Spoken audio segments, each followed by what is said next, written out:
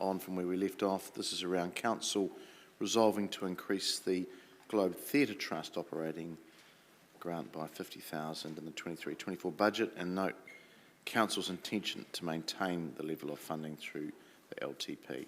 That is moved by Councillor Bowen, seconded by myself. Councillor, I'll ask you to speak to it. Thank you, Mr Mayor. Thank you for that well-timed break. I'm now re-energised for all of these recommendations. Similarly, as with Te Manawa, the Globe brought this conversation to committee in their 6-month report. I think councillors would agree that the Globe has shown a remarkable uplift in performance and the amount of activity that's going on in that space through touring shows and also through how our community are finding a space there to express diverse cultural intentions.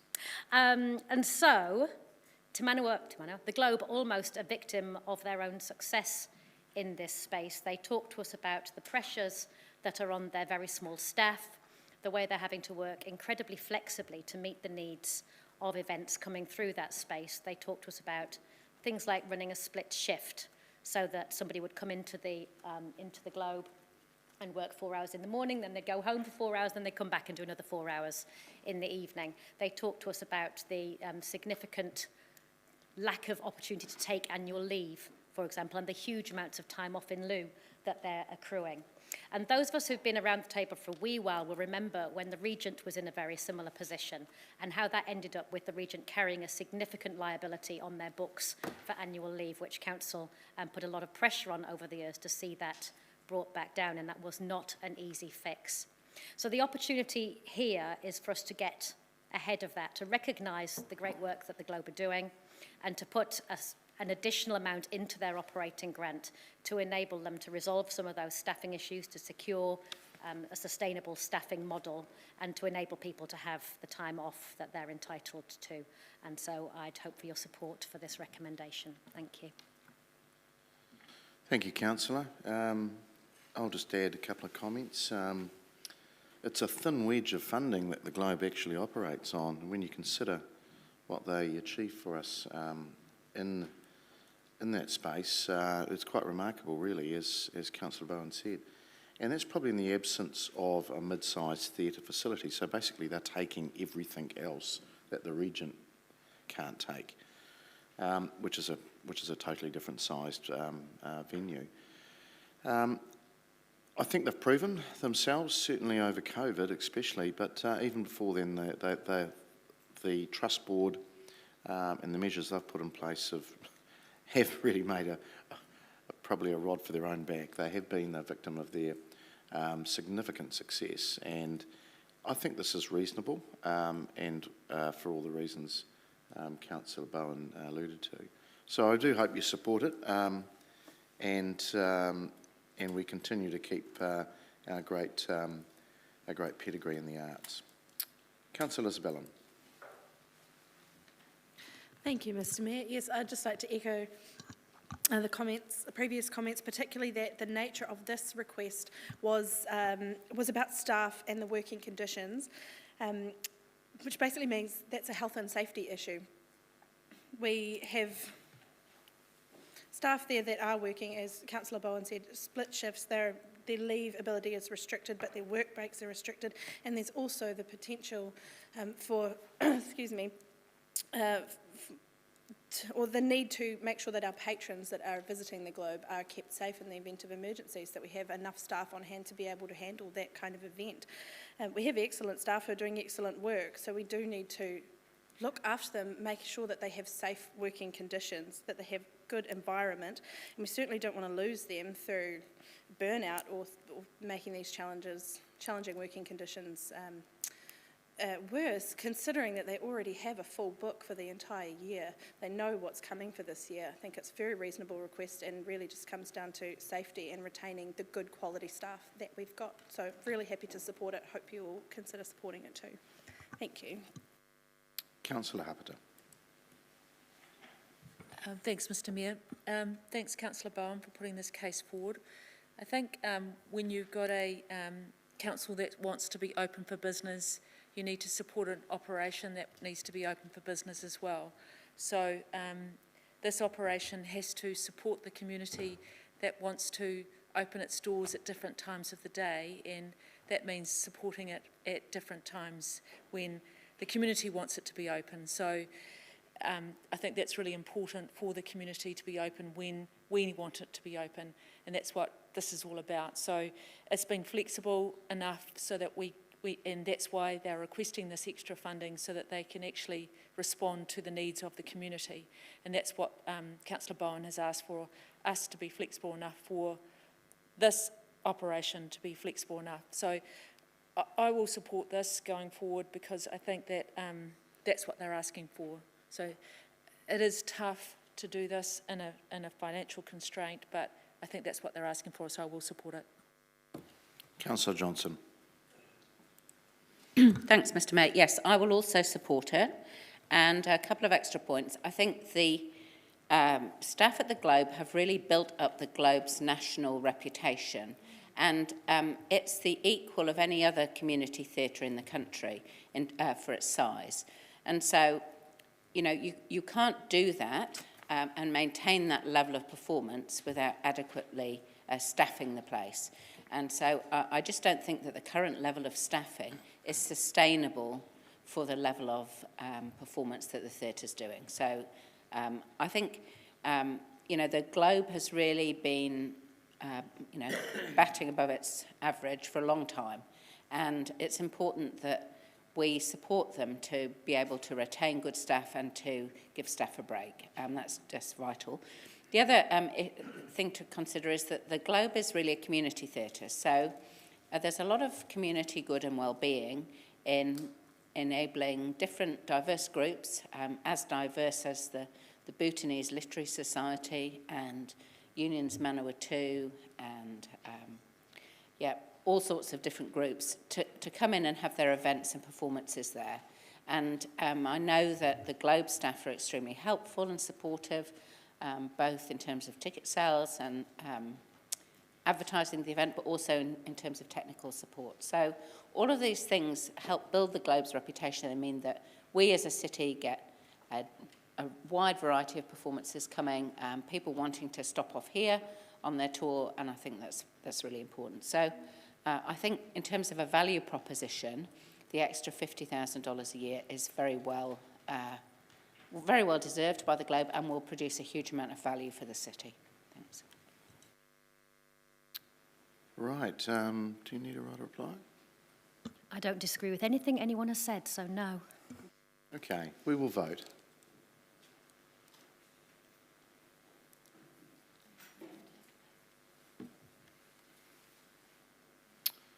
That is passed, 14 votes for and 1 against.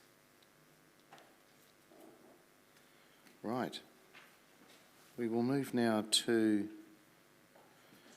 the next. Coming. Okay, again, operational budget changes.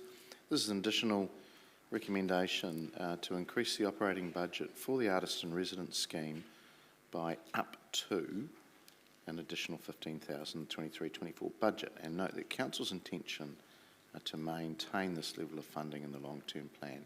Councillor Bowen, you again. Thank you, Mr Mayor.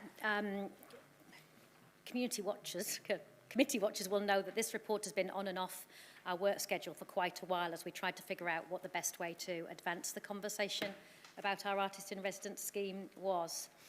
For a little bit of background, this is a tripartite arrangement between Council, Square Edge Community Arts and Massey University, where historically Council put in a very small budget of under $6,000 a year in order to enable Massey to host 3 artists through the year to deliver programmes at Massey and in the community through Square Edge. Massey pay the wages, so theirs is by far the lion's share of this budget. Square Edge provide community access and support some activity there, and they also used to host the Artist in Residence in the apartment in Square Edge.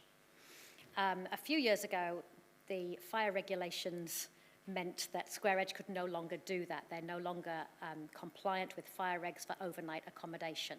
And so we lost that facility. And since then, the question of the budget has been a little fraught because $6,000 of actual budget doesn't get you a lot of accommodation in our city. We've been rescued a little bit in this sense by COVID over the last couple of years, and we've not run the full programme. Last year, that $6,000 provided accommodation for one artist in residence, and then the artist in residence for Summer Shakespeare happened to be a local person and so didn't need accommodating.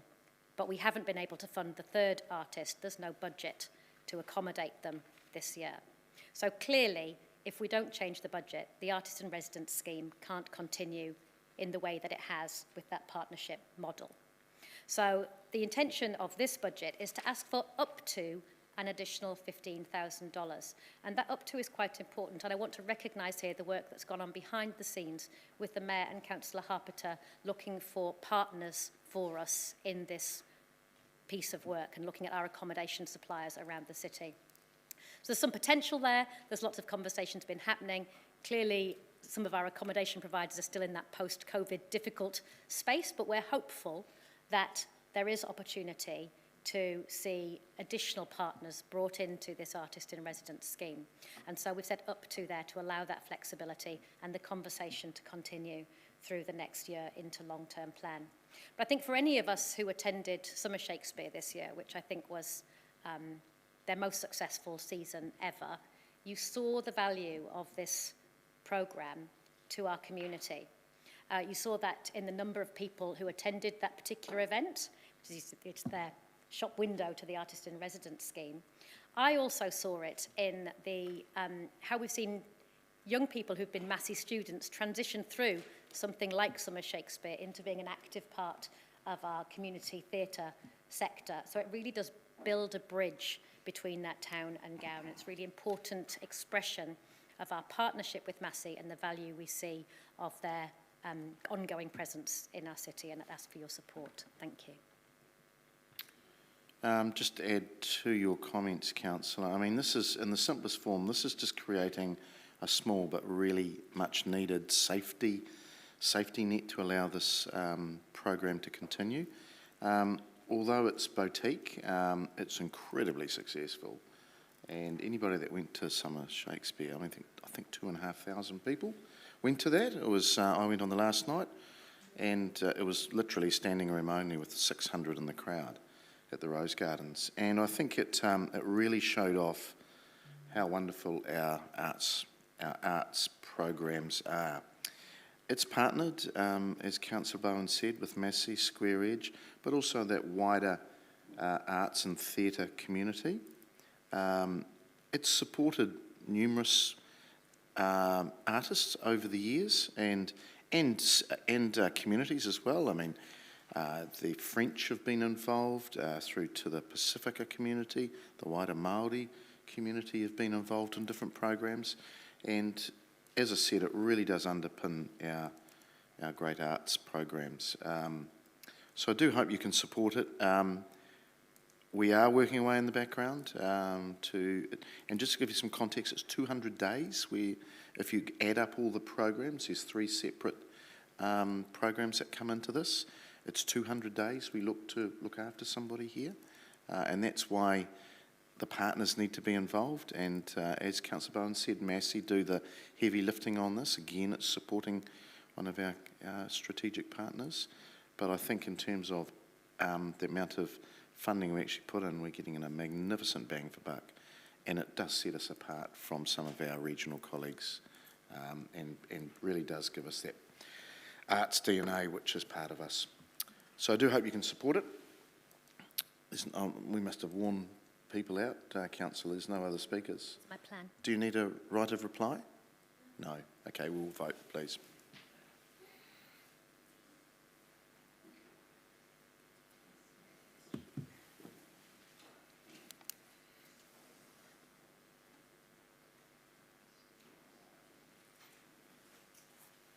And that is passed 14 votes for and 2 against.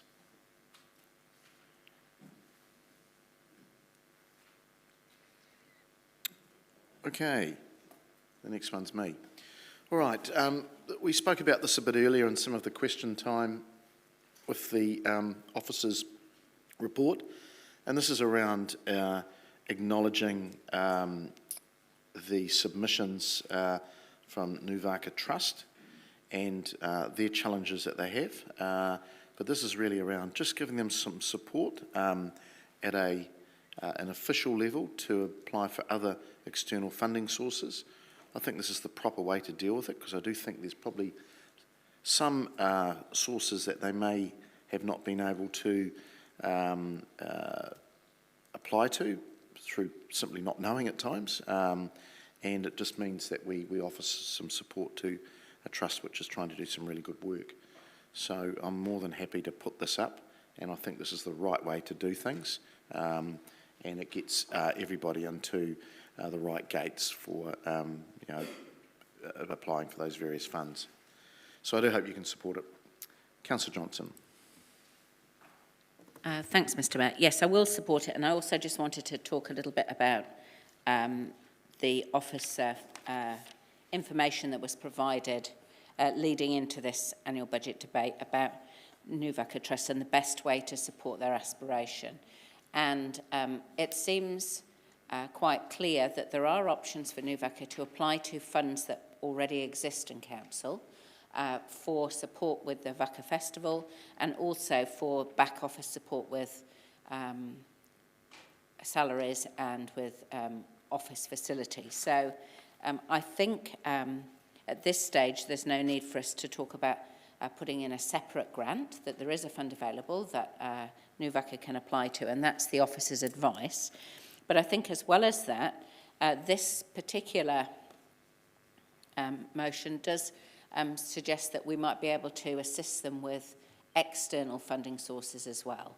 And so I just want to kind of complete the loop, I suppose, since Nuvaka presented at the community committee, and we did make a commitment to bring forward their request to this meeting. To be clear that we're following officer advice, that council officers will support Nuvaka with applications for funding to both internal funds for their event and their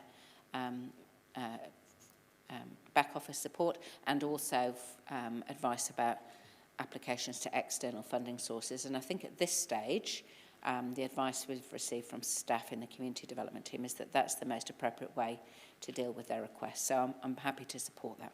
Thank you. Deputy Mayor.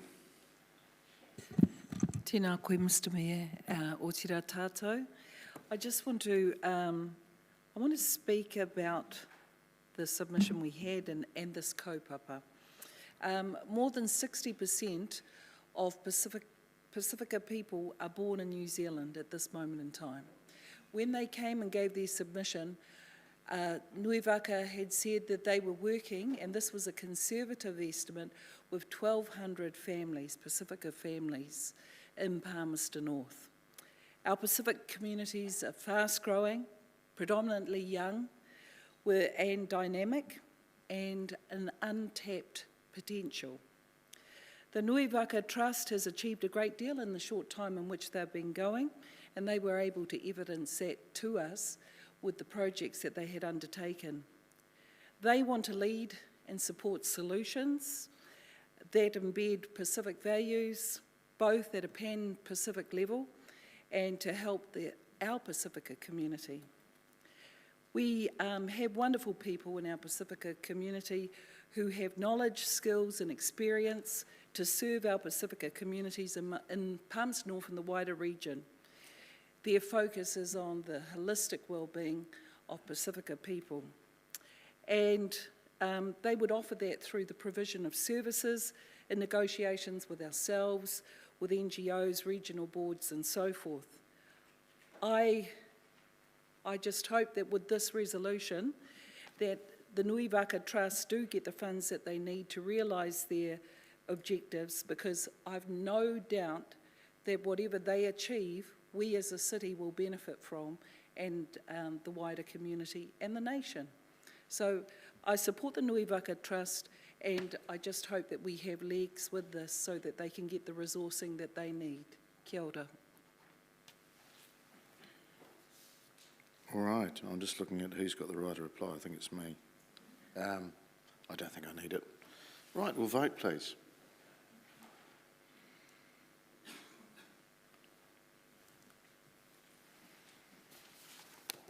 It's passed, 16 votes for and against. Thank you. Right, this is the final one around operational budget changes at this stage, and it's around an additional recommendation to direct Chief Executive provide the Palmerston North Medical Museum with support to apply for other external funding sources. I'll go to you, Councillor Arnott, and I'm quite happy to support you as a seconder. Thank you, Mr Mayor. Good afternoon, Chamber. 43 years ago in 1980, Dr David Warnock established the Palmerston North Medical Museum at our hospital. It's a charitable trust, fully operated by volunteers. It serves its communities in Palmerston North and throughout the central North Island, with a range of exhibitions and public programs on and off site. The museum's collections include rare and unique items which date from the 17th to the 19th and 20th centuries, continuing to the mid-1970s and early 1980s. Among the oldest treasures is a 352-year-old Anton van Leeuwen microscope from 1672, a specialist medical library of books, the earliest being from 1792. Specialist areas include anatomy, dentistry, School of Dental Services, general surgery with an emphasis on neonatal midwifery, nursing, optometry, orthopaedics and pharmaceuticals. World War I surgeon Major Arthur Anderson Martin, who before the war was our hospital's chief surgeon, found himself in the UK when war broke out in 1914. Signed up with the British Army Medical Corps, a very clever man and ahead of his time. Championed ambulances at the front and urgent surgery in the field of battle. Fearless but tragically killed in the Somme in 1916 while removing wounded under heavy shell fire. Amazingly, he found time to write a biography, a surgeon in khaki during those war years, a fantastic read, and if you haven't, part of our city's history. On Anzac Day just gone, Mayor Smith talked at the service about the museum and how it was holding an open day that afternoon. When I arrived at 2 p.m, the place was packed. That afternoon, they had over 100 visitors, so these numbers speak volumes. The collections require specialist knowledge that is provided in spades by the acumen of its volunteers. They're acknowledged leaders in the professions, medical specialists, the Defence Force, local government and museum studies. Importantly, they're closely entwined with the community. Like so many museums during the peak of COVID and then following the return to business, the Medical Museum found the going tough. Gradually, and with steely determination, its programs regenerated, visitors returned, revenues rose. However, more recently, the Palmerston North Hospital's capital works development has meant that the museum is being asked to relocate off-site. No offer of substitute premises on hospital land is eventuated. So, ladies and gentlemen, our medical museum is in danger of being lost to Palmerston North and the wider Manawatu. Sadly, just like how we lost our Air Force Museum at Ahakia all those years ago. Still talked about and devastating for the ex-servicemen, women and families that donated artefacts. Never to be seen again once it was packed up and sent to Christchurch to be part of the National Air Force Museum. Medical collections will be relegated to off-site storage and its programs put on ice while the city and the community work through the issues associated with developing a permanent home for the museum and sustainable arrangements for its collections.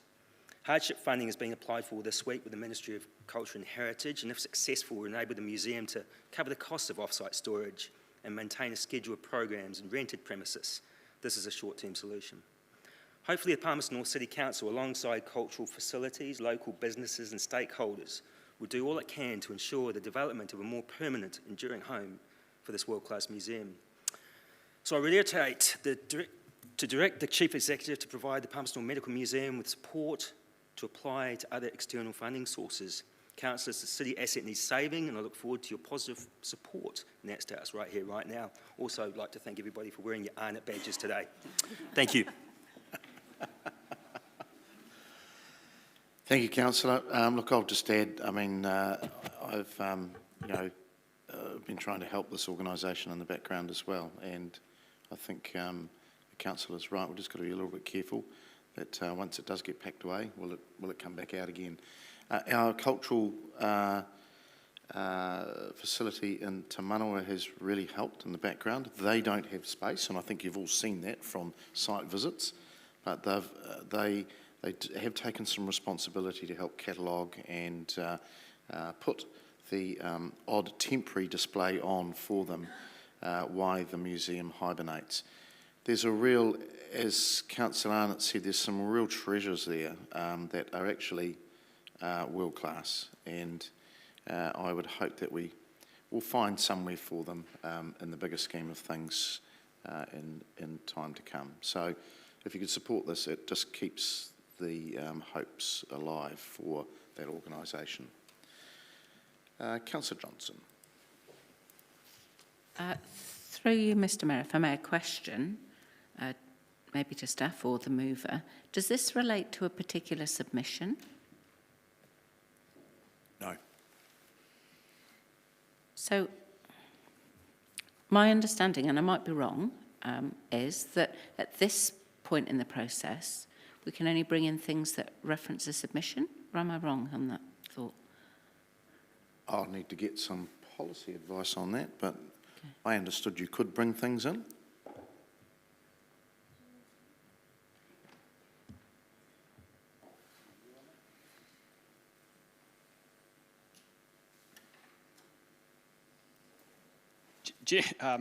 Sorry, just checking that Hannah was chatting with Wade there. Look, generally, at this stage of the process, we are responding to submissions. That said, I think there's probably relatively low risk in terms of making it like someone would have to kind of make a decision to say, well, they've got a significant concern with that and take action against the council. So I think the risk of some sort of litigation or being held to account is pretty low. But generally speaking, we're here to respond to submissions. Okay, that's helpful, thank you. I assume there's no budget line needed for this? No, that's, okay, yeah. It's just to get it elevated, yeah. Councillor Barrett. Thank you, Mr Mayor. If I might as well, a question to the mover on this. Interested, Councillor, in your language around other external funding. Is that then explicitly excluding council as a potential source? What are you trying to say by other external? Well, I guess there's a lot of different funding opportunities for things like this out there, and so that's what this is all about, to help this museum, who all volunteers, all older people. As the Mayor said, once it's packed up, the worry is that it won't get unpacked, and yeah. Understood. What I'm trying to establish is whether you see City Council as potentially one of the external funding sources. Well, possibly. That could be an option, yes. Thank you, Mr Mayor. Okay, do you need a right to reply? No, thank you. Okay. All right, councillors, we will vote.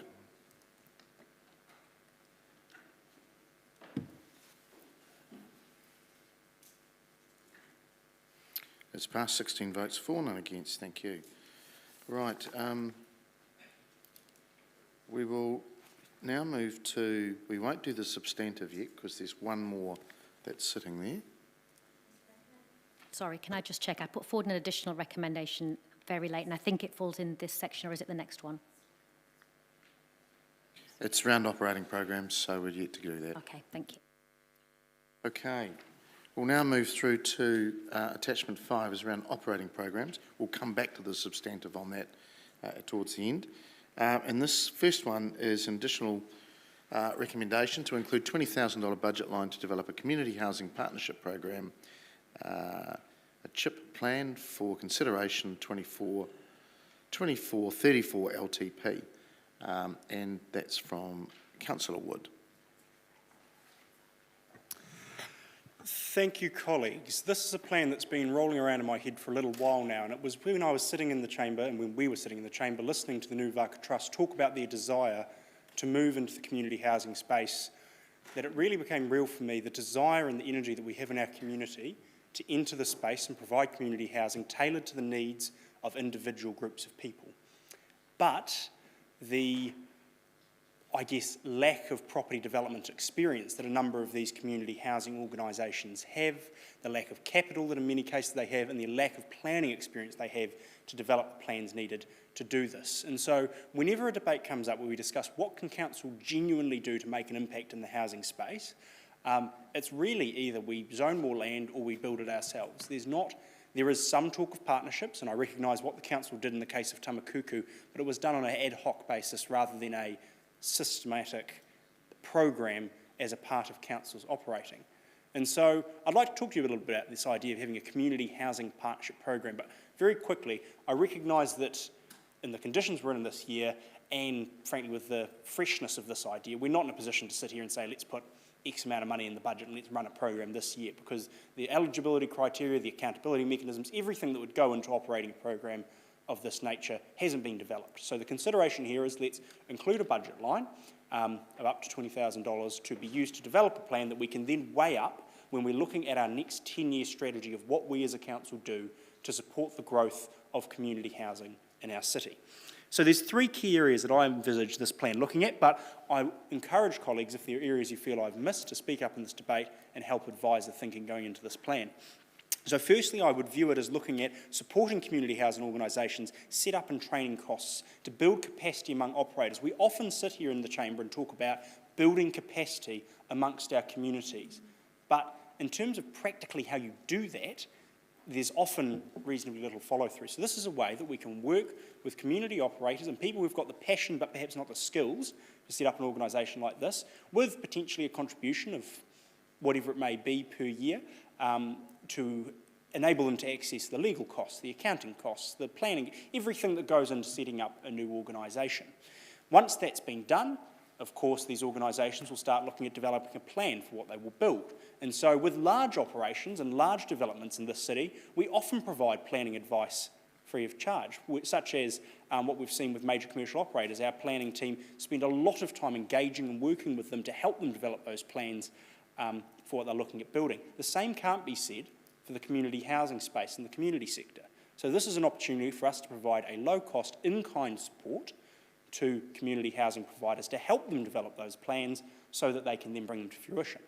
The third part of this plan is once we've got the organisation set up, they've developed their plan, council either making a capital contribution to help these organisations get that first development off the ground so they can build some equity that they can leverage to continue, or potentially provide an in-kind contribution of land, given the large land holdings that we have as a council and in the conversations we're having about underutilised areas in the city. So giving those organisations an opportunity either to have some land free of charge, or an idea that I'd certainly like to see explored would be looking at long-term leasehold land. It sort of fell out of fashion in New Zealand doing leasehold land a number of years ago, 50 or 60 years ago, but the reason being is Kiwis don't like to buy homes where we don't own the land under us. It's a mentality thing. But in terms of a community housing organisation looking at vesting land into a trust for an indefinite period of time, providing a 50 or 100-year long-term land lease could be a way that council can keep the land on its books to be able to use it to leverage against, but also providing it to community housing providers to develop. So the picture here is let's develop a plan and a framework. And apologies, so this would also, as I mentioned earlier, look at what resources are required. I'm not going to on the fly say let's put 200 grand in here per year, because I don't actually know, and I don't think anybody here can say hand on heart they know what the cost will be. So look at the resource required, develop the eligibility criteria, develop the accountability mechanisms and any other relevant mechanisms needed to enact a plan of this nature. The idea being that we nurture community organisations from concept to plan to delivery as a council. This is another avenue. We may, at the long-term plan, have this in front of us and decide we don't want to go down this pathway and we don't want to go down this avenue of supporting community housing providers. But if we don't have a plan and a program in front of us, we are not able to make an educated decision weighing up where we as a council want to funnel our support over the next 10 years. So I recognise this is a bit different, but I would hope you would support me in developing this plan so that when we get to the long-term plan, we can have a good, thorough debate on how we go about supporting housing growth in our city. Thank you. Thank you, Councillor. Could I just ask a question of you, or maybe even the officers? Are we not already doing this work within some of our work? or could we do this work without creating a new operating budget?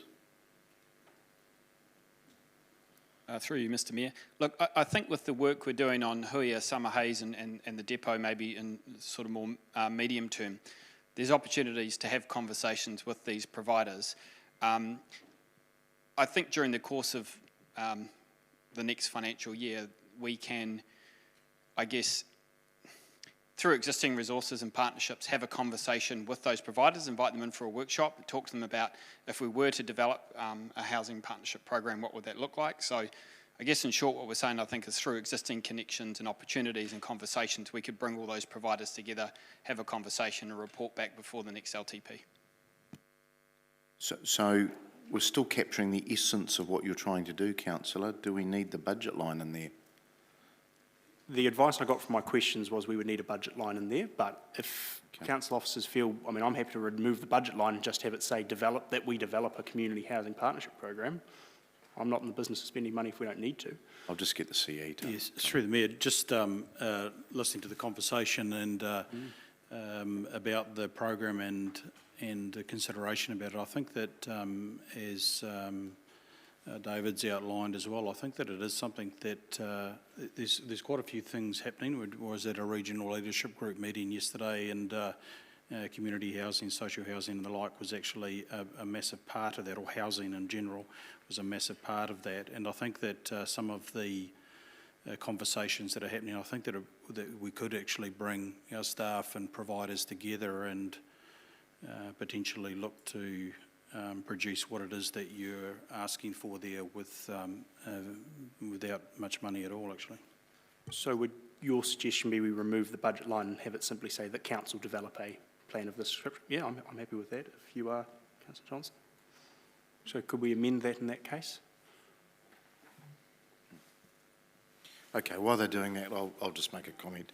Look, I support it. I think you've outlined quite well, actually, what some of the strands of it may look like. Yeah, I'll be very supportive of carrying this work out, and it sounds like we're doing a number of different things which are probably more site-specific, but the actors or the players are all there. So I think it's a good piece of work to inform the LTP.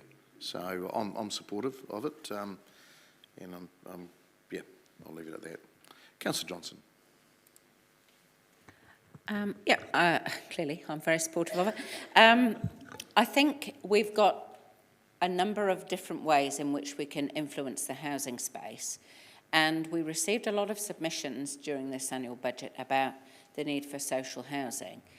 Council has its own social housing programme, but aside from that, we can be a facilitator for community housing groups so that we can provide the knowledge, that we can have an established kind of route map, if you know what I mean, for community housing providers so that they are assisted to move through and be successful in developing community housing. And if you think about our strategy with community organisations, our approach has always been to try and enable community to lead what it is that they want to do rather than council doing the leading. And I think in this case, we may well be able to capitalise on some opportunities for very specific community housing providers to stand up, get established, do the thing that they want to do for their particular part of the community. And there may be some already established community housing providers who can also assist and AFI them along the journey. So I think if council acts as a facilitator in this space, it'd be very useful, and it would help us to formalise what it is that we might be able to offer in terms of a partnership to community housing providers, because we did run into, as I recall, quite a bit of discussion and debate over Tamakuku and how we would make that work. And I think to have something already planned out will be very useful so that when opportunities come up, we know what we're doing fundamentally. So I would really like to see this piece of work proceed, and I think if this year there's some preliminary investigations and some consultation done, then we can come with a fully formed programme to the LTP and basically, I think it just provides us with another string to our bow in terms of the housing solution. So I hope you will support it. Thank you. Okay, brighter reply needed? No, well done, right decision. Okay, we'll vote.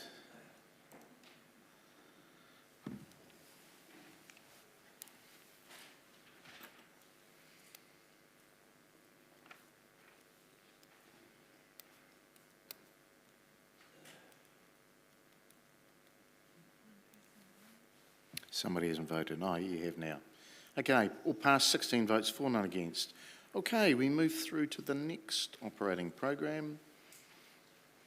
And this is around council, additional recommendation. Council resolved to establish a new operating program of 20,000 to develop a citywide food resilience and security policy. Moved by Councillor Spellin, seconded by Councillor Johnson. Councillor, you wish to speak to it? Thank you, Mr. Mayor. I'm very pleased to have the opportunity to talk to this proposed resolution.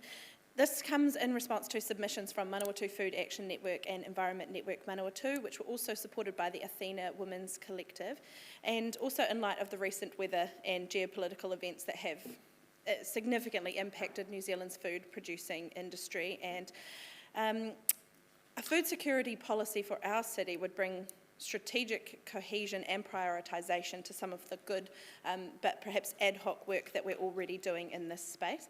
It would also link into our wider our wider food innovation hub strategy, and it will also enable our community to be able to adapt and respond to the rising cost of food. There are so few ways that we as council can respond to those particular pressures, and this is one that can make a big difference in the long term. There is already a lot of this work that's coming from a grassroots level. We have, as well as the work done by Environment Network Manawatu and Food Action Network, we've also had Te Tihi working in this space through the Order Connect Kai Security Squad. Kāinga Ora is progressing this type of work. Te Aroha Noa has a community garden. Te Wharikoha has a community orchard. We've got new community gardens springing up. We've got one at Te Pātikitiki just last year. Savage Park is in the process of getting started with that. We've got Roslyn Commons, which is just beautiful. Team Tilbury, who is led by the indefatigable Rosemary, who we've had in here submitting to us about the Roxburgh Crescent area. We've got Thriving Crop Swaps. We've got Recap doing incredible work out in Ashurst. We've got Let's Grow Highbury, Let's Grow Awapuni. We have seed libraries. We have community fruit harvest. We've got Plant to Plate. So there's just an enormous amount that's happening on the ground, and they are leading the way for this. We can enable community gardens, we can plant fruit trees, but we are lacking a strategic purpose or measurable outcomes. Yet we have this perfect alignment with this identity that we're building as a food hub and as an innovator with food. These types of skills, community food production, used to be handed down through your communities or through your families, but that isn't the case anymore. Being able to bring that knowledge back and make it current in our community can be really helpful and really empowering, which is what we've heard in some of the stories, anecdotal stories that we heard from the Food Action Network when they submitted to us. The more skilled our community is, the more resilient our community is. Food resilience stems from the ability of communities to be able to produce or access food, and as such it's dependent on appropriate land for this kind of production. PNCC are kaitiaki over much of the land within this city and are to an extent we're able to regulate its use. So given the influence that we have, it's appropriate that we have a policy in place that can ensure citizens can take that active part in producing and growing their own food if they wish to. But what would a food policy actually do? Does it need to actually be a policy? Could it be a framework? Could it be a strategy? That's the kind of thing we could work out, but what it would do is enable us to have strategic lens over where food infrastructure is placed, what is being established there so that it's appropriate to the conditions that it's in, and that what we do put in there is actually secure and resilient against adverse weather effects, because there's not much point putting in a garden if it can then get flooded because of the place that it's in, and it undoes all that good work. So it just enables us to keep a long-term strategic lens over what's going in and when. We can also look to Manawatu Food Action Network's 4412 Kai Resilience Network, which has been running for about over a year now, I think. Since that strategy's been adopted, there's been a huge amount of food infrastructure and upskilling in the community that has gone on. And it can also include food rescue as an aspect of this.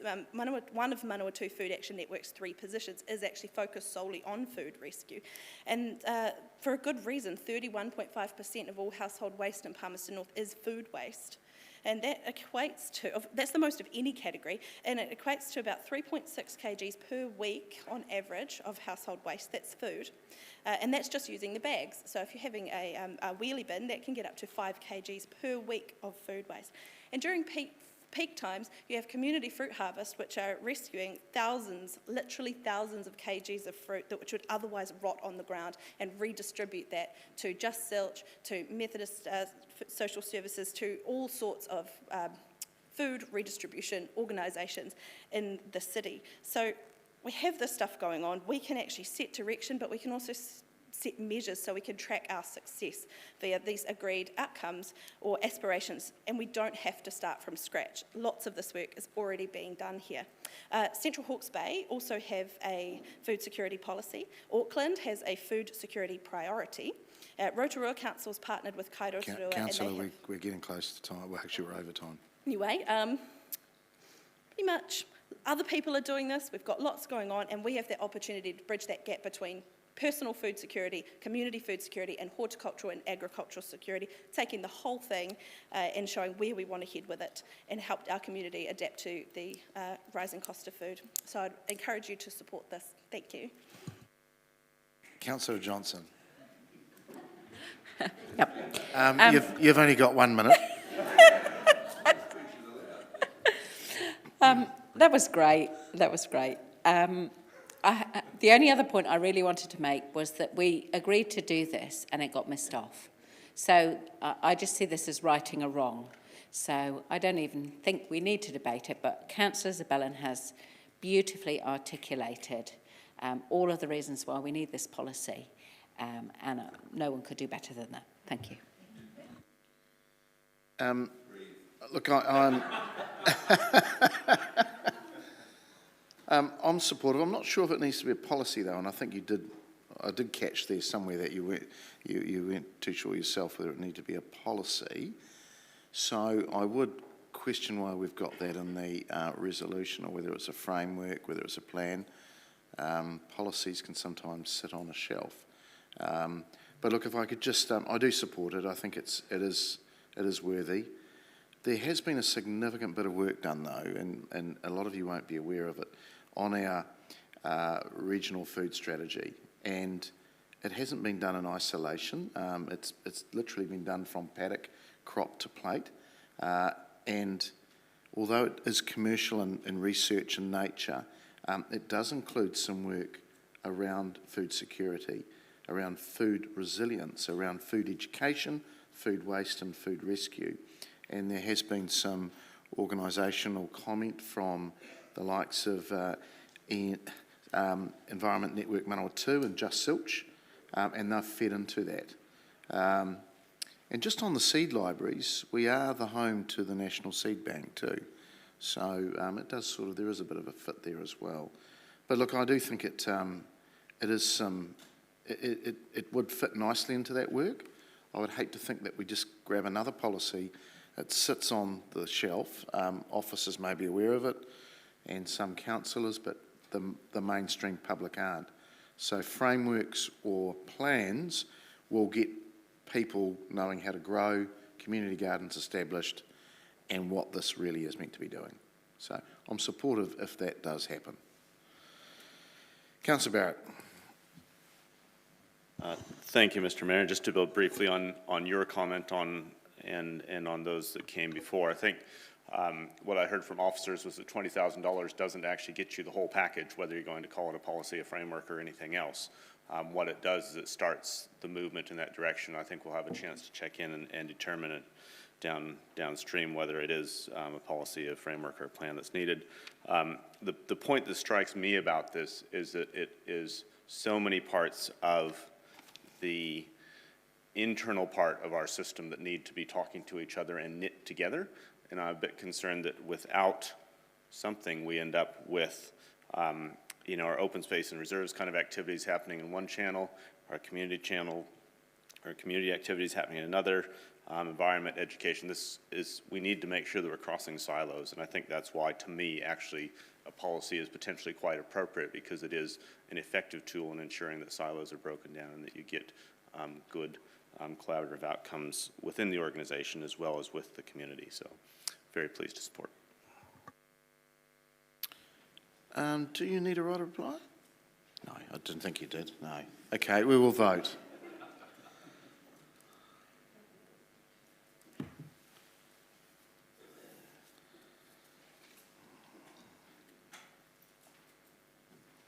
As passed, 16 votes for, none against. Thank you.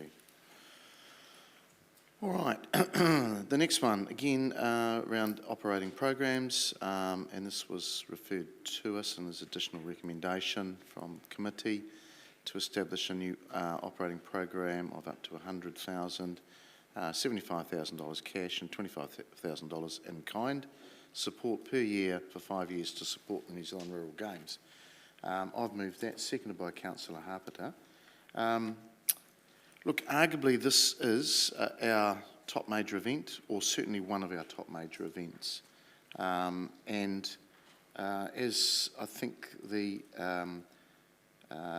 presentation that was given to us by their chair, Margaret Kavalis, what they're seeking, in essence, is an extra $15,000 in cash to establish the city and the wider region, because the region participates and funds this as well, as the national home. It is essentially a new program, but in essence we're already funding the vast majority of this already. There was some question marks around what is the value, and I understand officers now are trying to get that correct economic reporting in place, but in the interim they have produced a report to us which does have some interesting stats and wider numbers on it, but clearly it has considerable and significant economic benefit.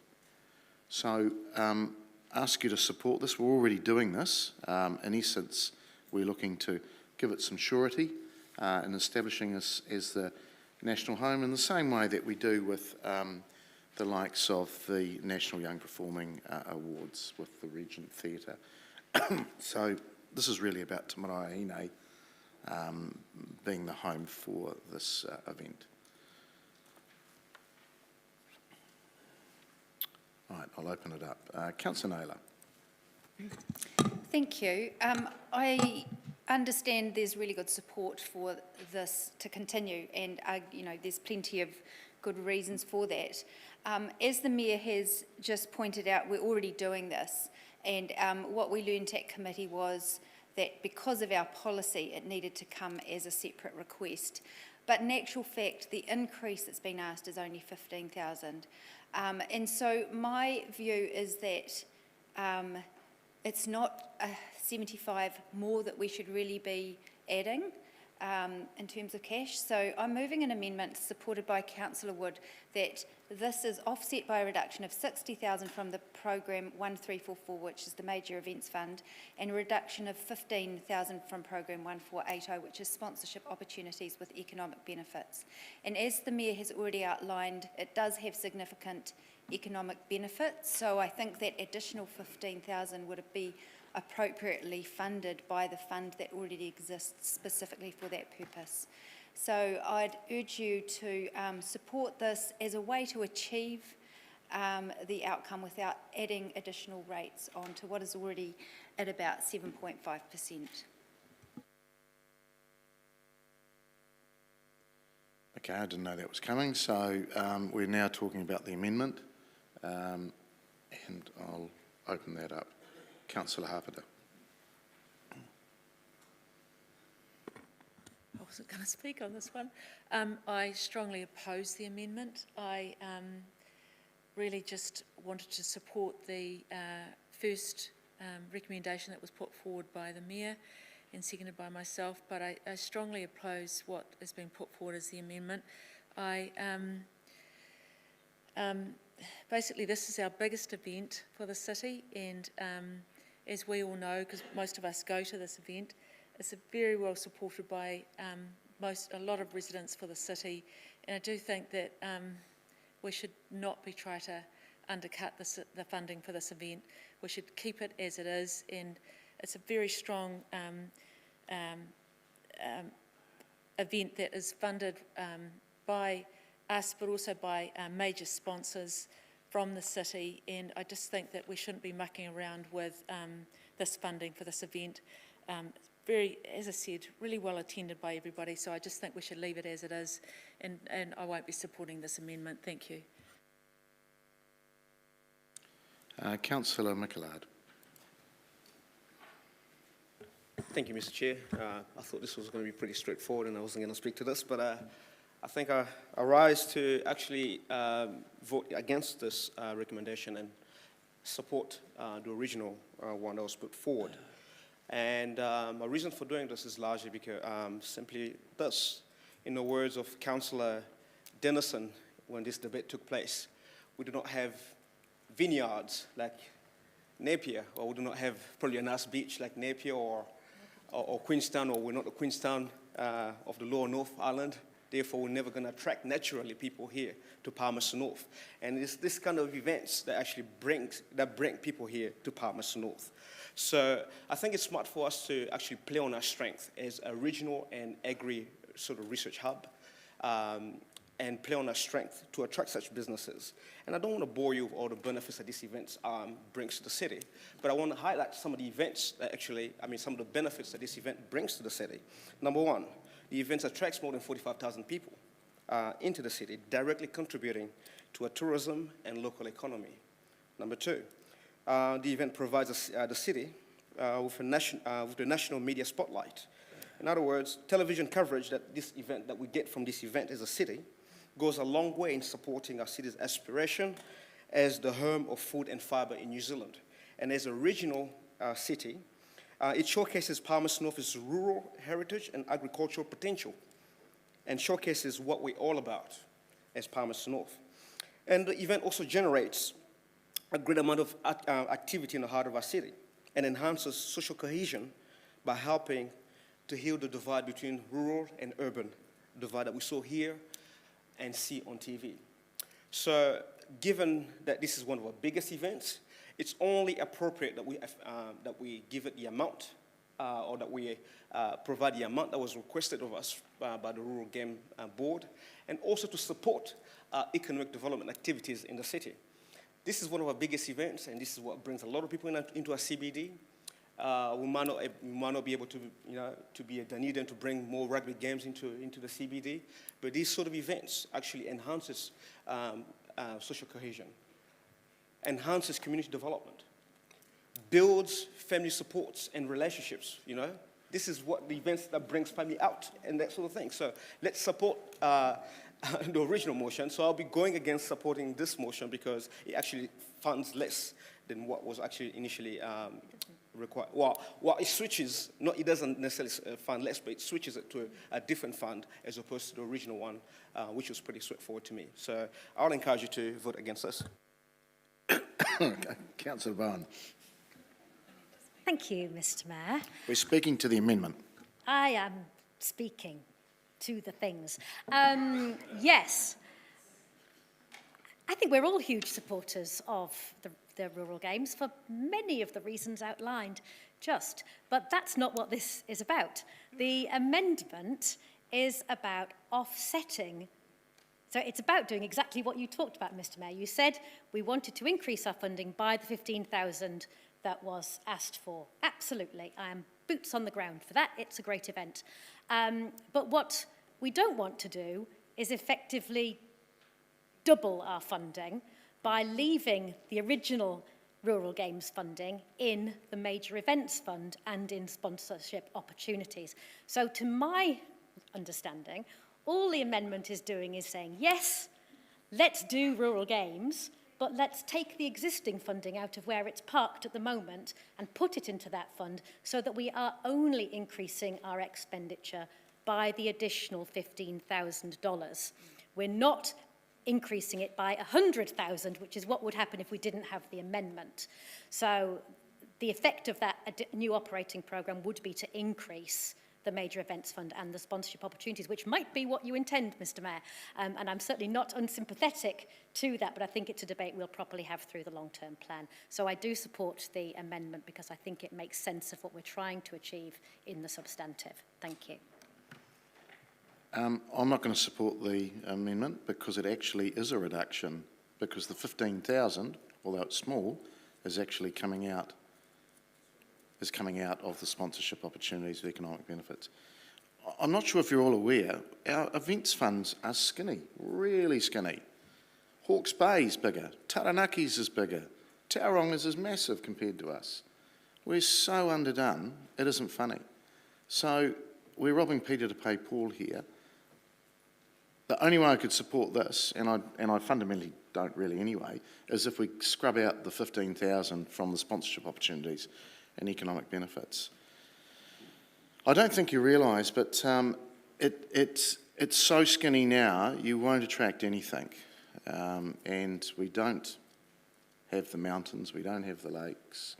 What we're driving is our events program, and that works. And it's proven to work. So I won't support that. I didn't know that was coming either, so it's a definite no from me. Councillor Wood.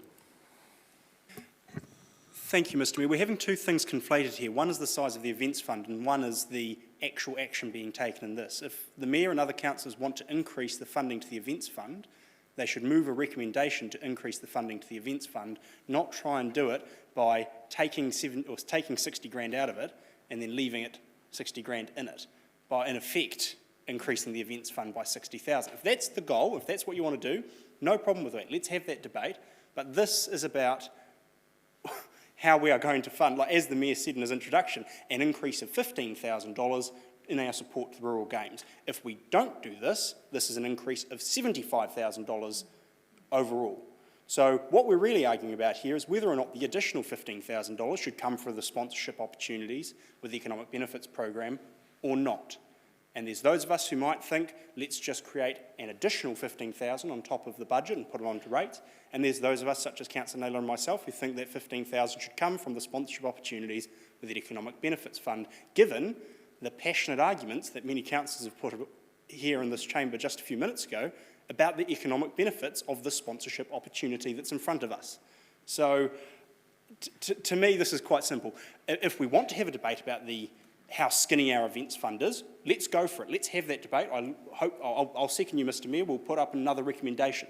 But this is not about that. This is about our funding for the rural games and the additional $15,000 required and where that money comes from. So if we don't support this and support the original, what we are doing is increasing the rates bill by $75,000.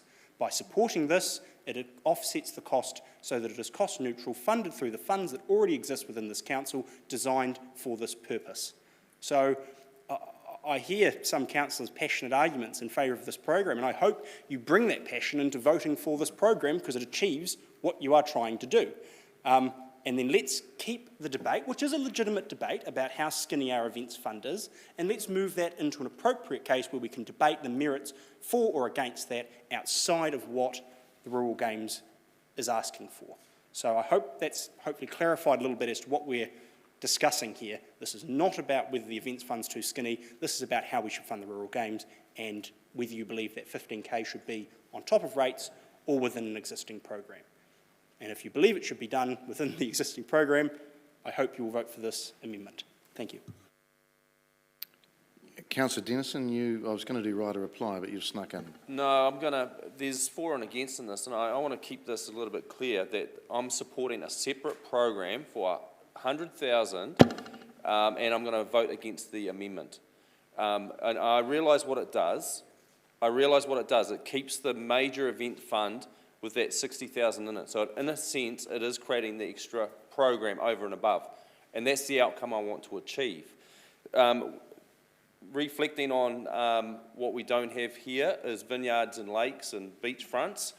And its events are our key pillar of economic a priority, and so we don't want to be cutting ourselves off at the knee. And we just approved this morning 75,000 for a 6 extinctions exhibition, which lasts a few months. This is one of our flagship, iconic events that we've been searching for that has national significance. And so I don't want to have it in the contestable fund. I want to have it on a standalone commitment. And we should be pursuing more of those type of events. And to cut that major event fund off and reduce it essentially is not the way to go if you believe in our strategy for economic benefit. And yeah, and so therefore I'm against the amendment. Thank you. Right, a reply back to you, Councillor Naylor. Thank you, and thank you to Councillor Bowen and Councillor Wood for perhaps clarifying the intent of this amendment. The intent is not to suggest that we shouldn't fund rural games. The intent is to find an appropriate way to fund it.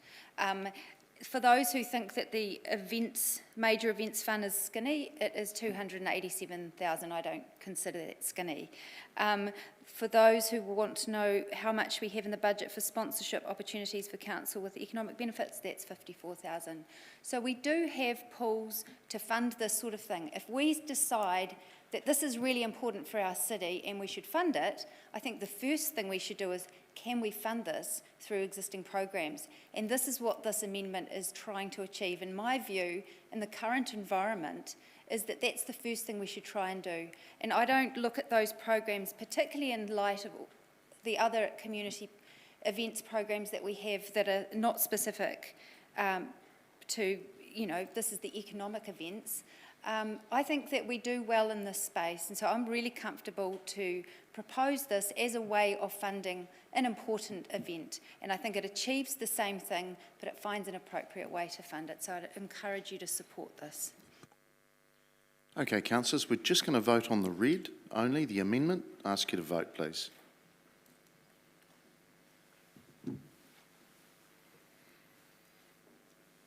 And that has failed. 7 votes for and 9 against.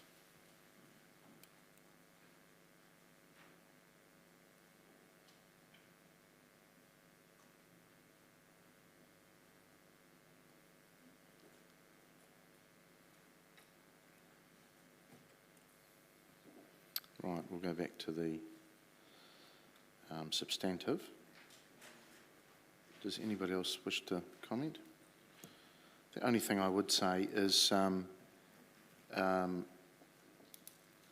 been involved in major events, our events fund is skinny.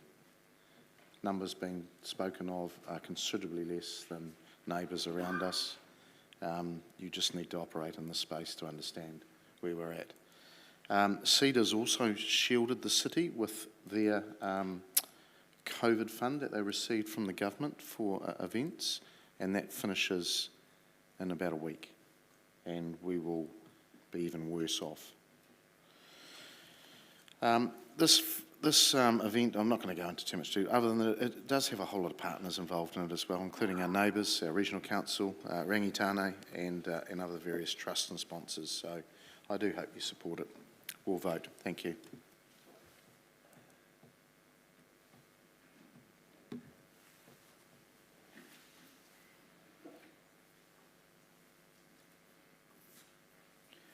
That's passed. 13 votes for and 3 against.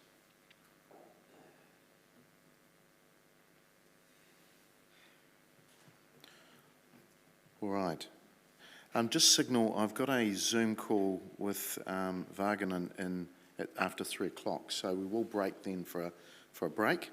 We'll see if we can get through some more before then. Right, our next one is operating program, again from committee to this debate around resolving to establish a new operating program of up to 64,000, 12,000 in 2023-24, 12,000 24-25 and 40 in 25-26 over 3 years to support the New Zealand Food Awards. It's moved by myself, seconded by Councillor Harpiter. If I could just speak to this, we've been a partner in these awards. We've hosted them last year. We've been a partner, I think, for the last, and I might be corrected from our events people or anybody in the staff, for about the last 5 years. It's an event which links in obviously to our food strategy. To give you some idea, if it's all expense, we more than washed its face in terms of hosting it last year. So it is effectively money in, money out. But the big thing is supporting some of our key partners, Massey University being one of them, but also other commercial partners like Countdown and others that are in the food sector. We also have had a number of local companies that have been involved in it, but also Food Rescue, and it was interesting to see both numerous Kai programs, the Sikh community being a former winner, and Just Silch being involved in previous years as well. So it's an all of food conversation, and I ask you to support it. It's something that really does fit with our overall strategy. There being no other speakers, I'll ask you to vote, please.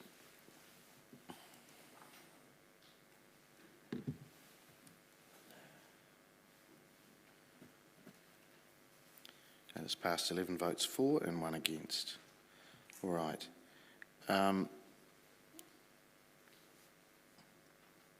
Sorry, what did I say? 11 votes for and 4 against, sorry.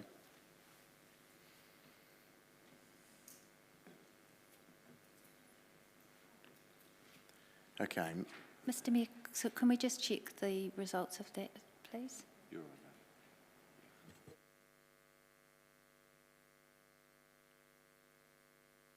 okay. Moving on. Next one is again on operating programs, and additional recommendation that Chief Executive investigate, I'll just say basically all the programs with Bunnythorpe. And this has come to us from the Bunnythorpe Councillor, Councillor Hancock. Speak to it. Thank you. Thank you, Mr Mayor, and President of the Principality of Bunnythorpe. This motion actually is going to not cost us at this point in time any money at all in the annual budget round, so you'll be thankful for that, and we might be able to breathe a little. So, look, for many years, firstly, I just have to say that the Bunnythorpe community are very thankful for Council support of their community centre and made that known through their submission. But for many years, the Bunnythorpe community have been and made submissions to annual budget, long-term plans, and they have brought back to us continually the same issues. And up until now, we've never really had a formal response from Council in terms of responding to those requests. So really today, all I really want to do is actually just push this through formally to the long-term plan process so that we can actually provide a targeted program to deal with all of the issues. Many of those are infrastructural issues and deficits in amongst the Bunnythorpe community. If you haven't been to Bunnythorpe, I suggest that you go out there, and I invite you to ride your bike there. That would be a good start, because you'd ride out along Railway Road, and all of a sudden you're going to run out of anywhere to ride safely on the road, and you'll find that Bunnythorpe is actually completely and utterly isolated in terms of any other mode of transport other than private motor vehicle. So, and when you get there, get out of your car or get off your bike and actually go for a walk around and have a look at the infrastructural deficits. There are many, and they have been back here so many times to actually ask us to do something about it, and we have ignored that. So I'm asking you today, please support this motion so that we can actually start a formal process so that we can actually respond appropriately to the Bunnythorpe community. And that's probably all I need to say, so thank you for your support. Thank you, Councillor. Look, totally agree, and I'll be supporting it, having been out to Bunnythorpe in a car. You are so right. It is isolated, and I'm hoping we're going to be able to fix that in the coming years with pathways and better access. But it's, yeah, I think just putting the spotlight on this is really smart. So thank you, Councillor, member for Bunnythorpe. And the Deputy Mayor. Kia ora, Mr Mayor. I'm just standing in support of this also. I felt that when the submission was made by those from Bunnythorpe that they were very modest in their request, very sincere. I have gone out to Bunnythorpe, haven't cycled around it, but I have walked around it, and you know, I am impressed with the community and the people are doing everything that they can, but often when you have smaller places or communities, it's really, they're often overlooked for the bigger places, and I would definitely support this wholeheartedly. Thank you. Councillor, do you need a... No, you don't need a right to reply. No. Okay, we'll vote, please.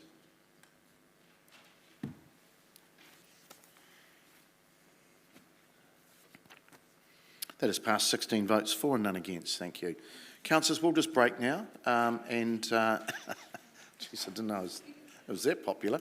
We'll be back in the chamber. I'll just buy myself a bit of time here, 20 past. Thank you.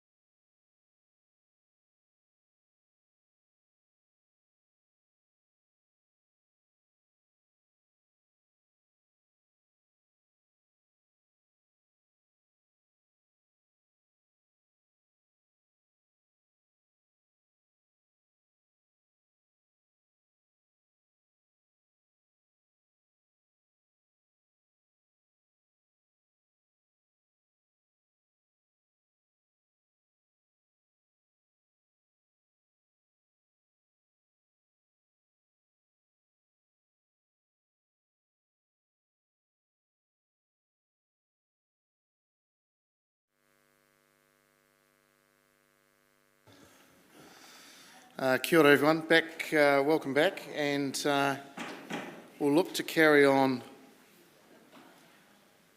from where we left off.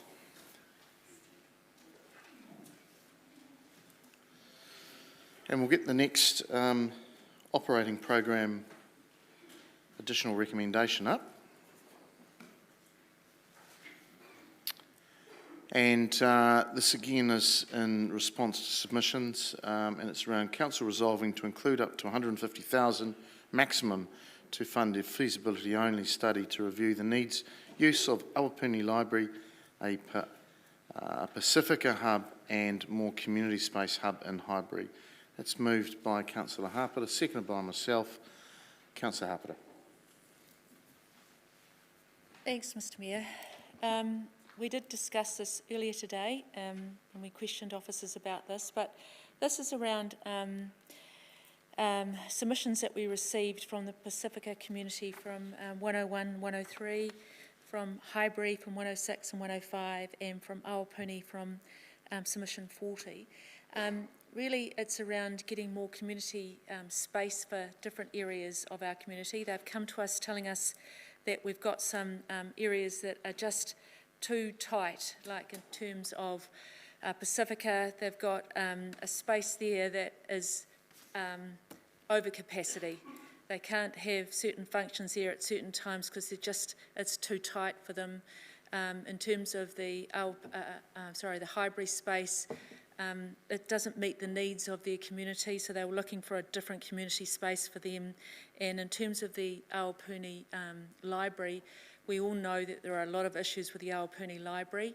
The St Mark's Church has been put up as a definite solution for that, but we don't want to get into that solution space. So what we are looking for is to do a feasibility study to then review these needs and come back to us and say, well, these are the solutions. So as we don't want to get in that solution space, that's what this feasibility study will do. It will get into that solution space, not us. So that's why we're looking to put up a feasibility study only, not a design at all, just the feasibility study, to go and talk to these three communities and find out what exactly their needs are and come back to us and say, this is what these three areas need and this is what we think you should fund for your long-term plan. So that's what this is. If we need any clarification, the acting Chief Infrastructure Officer has got a good answer in terms of any answers for this. Thank you. Through the Chair. Thank you for that. Through the Chair. Thank you, Councillor Dennison. Thank you. Councillor Johnson. It's just a question through you, Mr Mayor. There's been quite a bit of discussion throughout the day on the best way to achieve this, and I wonder if we could have some officer comment around whether this is the best way to achieve it, I suppose, and whether or not we need to include all of the community libraries in the needs use, or whether that's a separate conversation, whether or not these things can be put together, those sorts of questions. I think the acting customer officer may have a good answer.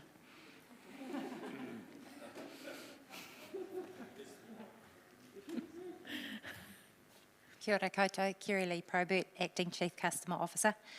I do think it is appropriate to bundle up this piece of work with certainly the two community libraries, so Te Patakitiki and Awapuni. As mentioned previously, we know that there are issues in terms of the buildings themselves. We know also that these are by nature or community hubs, and in the future there might be a requirement to decant from the central library, so it does make sense to consider whether this work will help us position ourselves for that should it occur in the future. A feasibility study would also allow us to look at or to confirm not only the needs of those different groups, but also to assess whether they could practically be co-located or not. And from there, we can come back to council with advice on what facilities would be required to meet the needs of our community in those spaces. Thank you, that's very helpful. Through you, Mr Mayor, if I could ask the mover and yourself if you'd be prepared to include Awapuni and Te Pātiki Tiki libraries? Yeah, that's fine. Okay, thank you.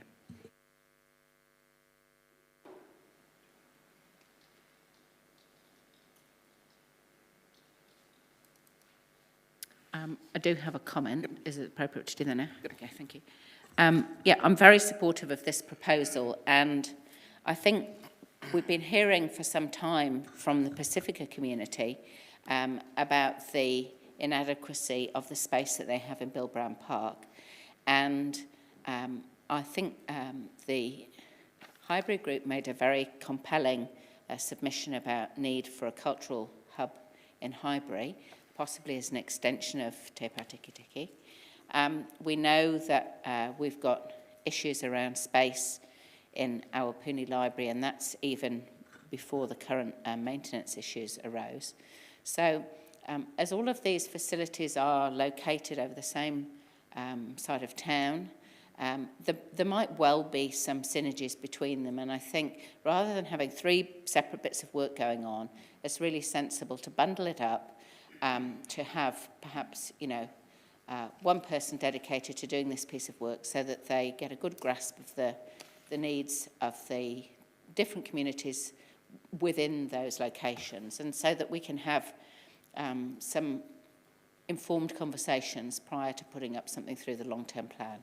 And I'm not really wanting, I mean, I've heard the officer advice about wanting to have a framework for making these decisions, but I'm not really wanting to delay this any further. I feel, particularly with the Pacifica community, that they've been coming asking for more space for quite some time, and having been to a number of events in the Pacifica Centre at Bill Brown Park, it's always absolutely crowded and out the door. And the size of the Pacifica community is such that the space that they have there is, you know, completely inadequate.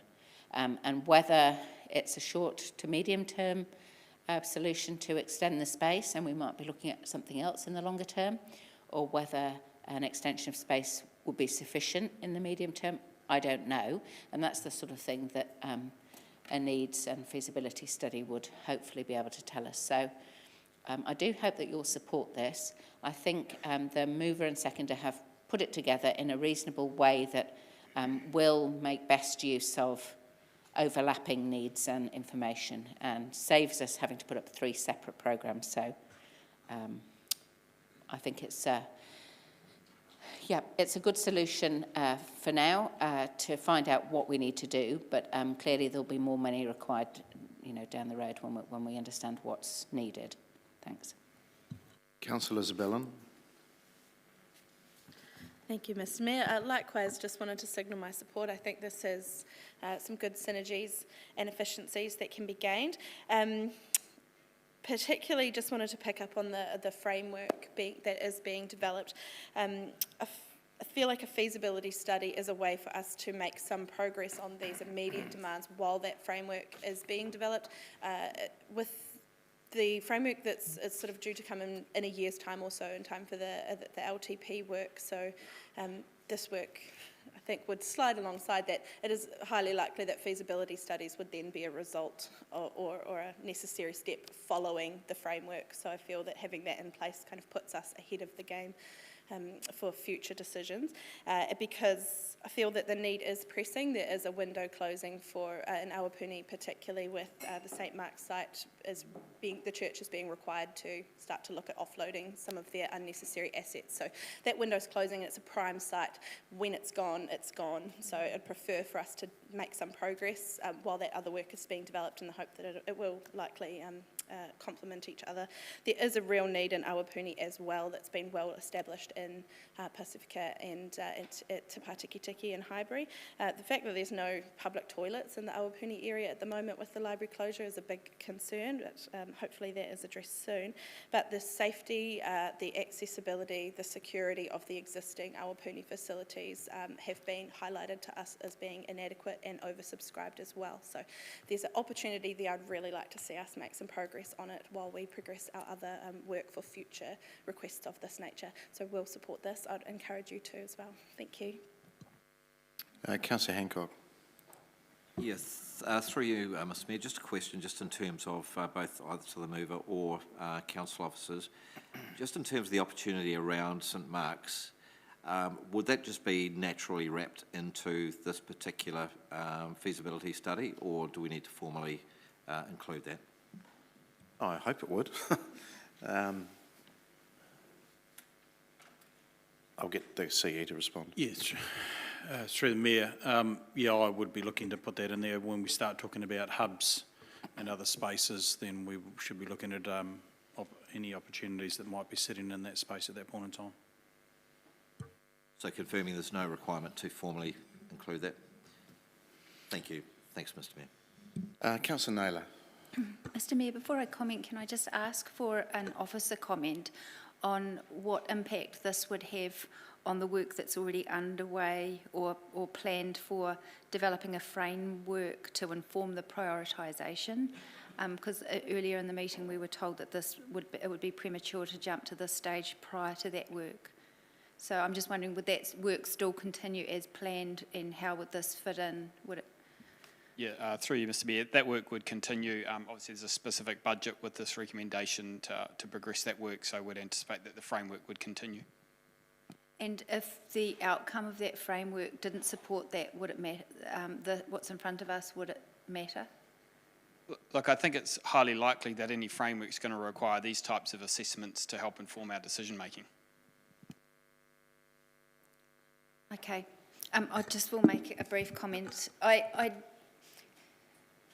do have a bit of discomfort. I think we have a tension. We've seen this in the sports space as well, where we've had a lot of submissions highlighting a need.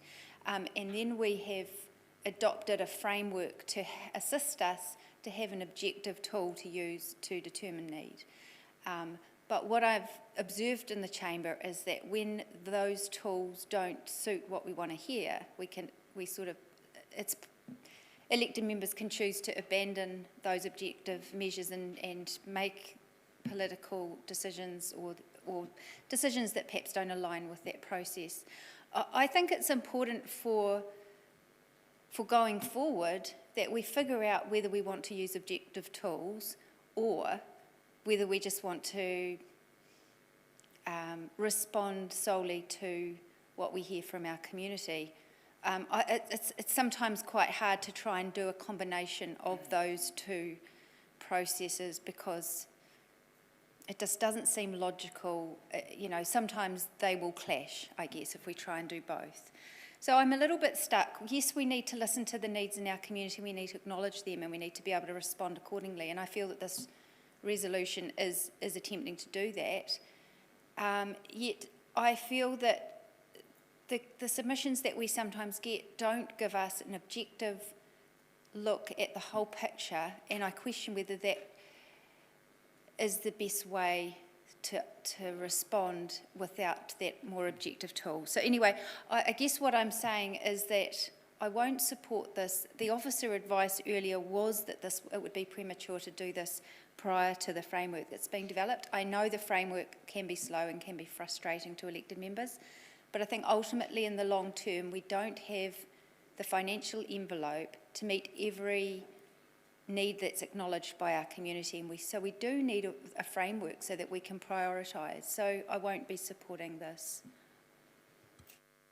I wasn't going to comment, but I have to. I'm sorry, I have to. Some people forget this is a political decision-making chamber. It's a debating chamber. You either support this or you don't. It's as simple as that.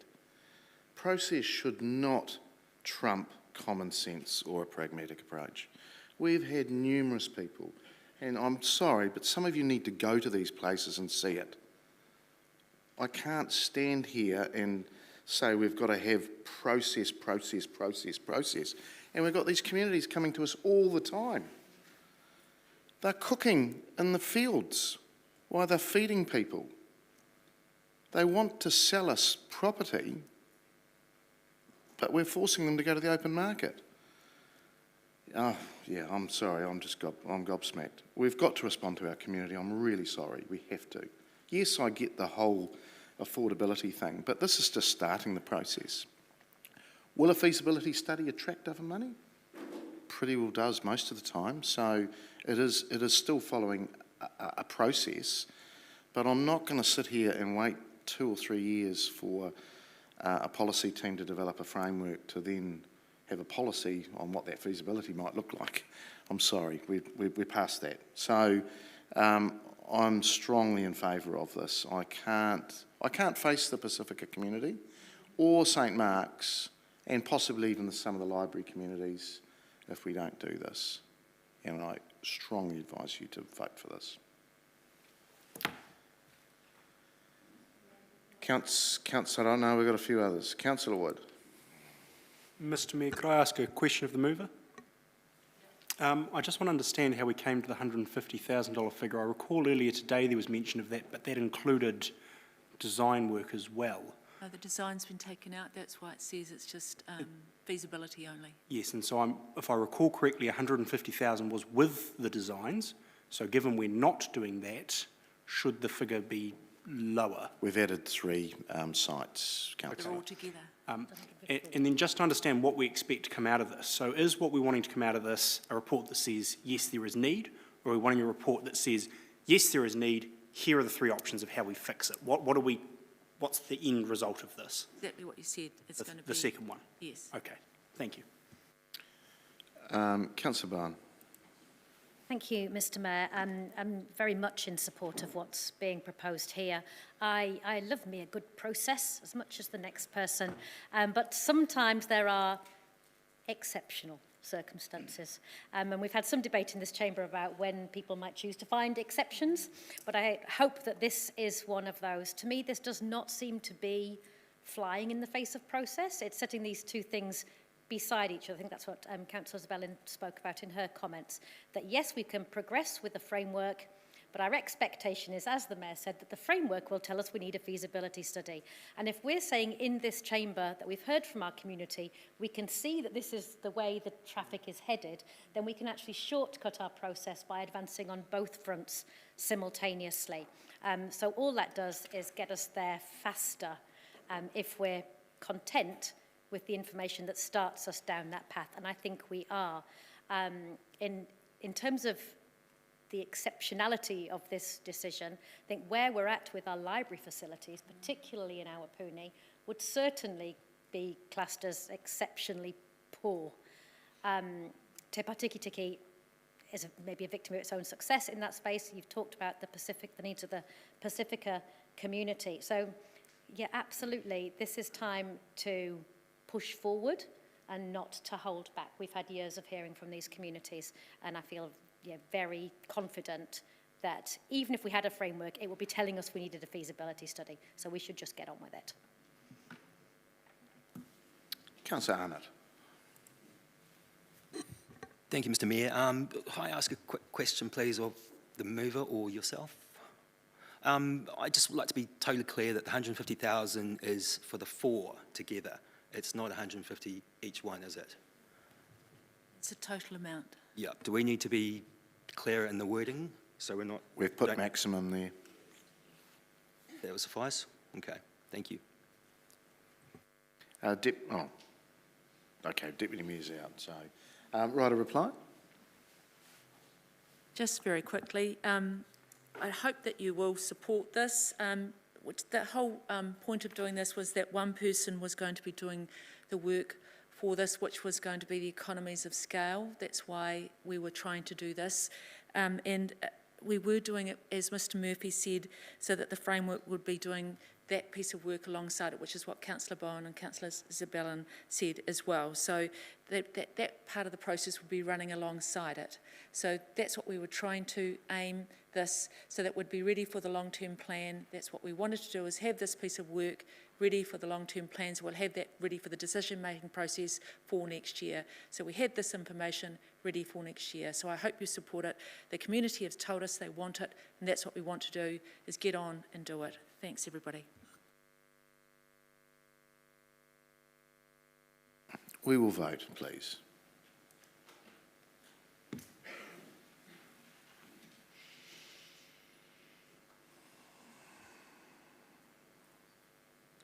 That's passed 15 votes for, 1 against. Right, we'll move through to the next operating program, which is around Council resolving to establish an age-friendly program to develop an age-friendly strategy plan with a budget of $50,000 23-24 year and refer ongoing costs of $30,000 annually to the LTP deliberations. Councillor Finlay. Thank you, Mr. Mayor. Several years ago, 69 different organisations met in this chamber, and they met to see if Palmerston North should be made or should apply to become an age-friendly city. It was a unanimous decision, and a steering group was appointed to start that. We were the third city or third council in New Zealand to start the process of becoming an age-friendly city. There are now 11 other councils that are ahead of us and have been approved by age-friendly Aotearoa to become age-friendly. The rules have changed since we first looked at it, and now that age-friendly Aotearoa is up and running, you have to be led by a council. It can no longer be an independent group. It has to be council-led. So for us to go ahead and become an age-friendly city, we need this council to lead the process. We have the group in the background to support the council and the council officers, and they've done a lot of work already. There is money available to assist us to do so, but we can't access that until August at the earliest. So for this year, we'll need a $50,000 budget to get started, to get it set up and get the process going. Mainly, believe it or not, would be in staff time, because anything outside of staff time would be we could fund through other outside organisations such as Age-Friendly Aotearoa. Palmerston North is one of our fastest growing sectors of the population are those over 65.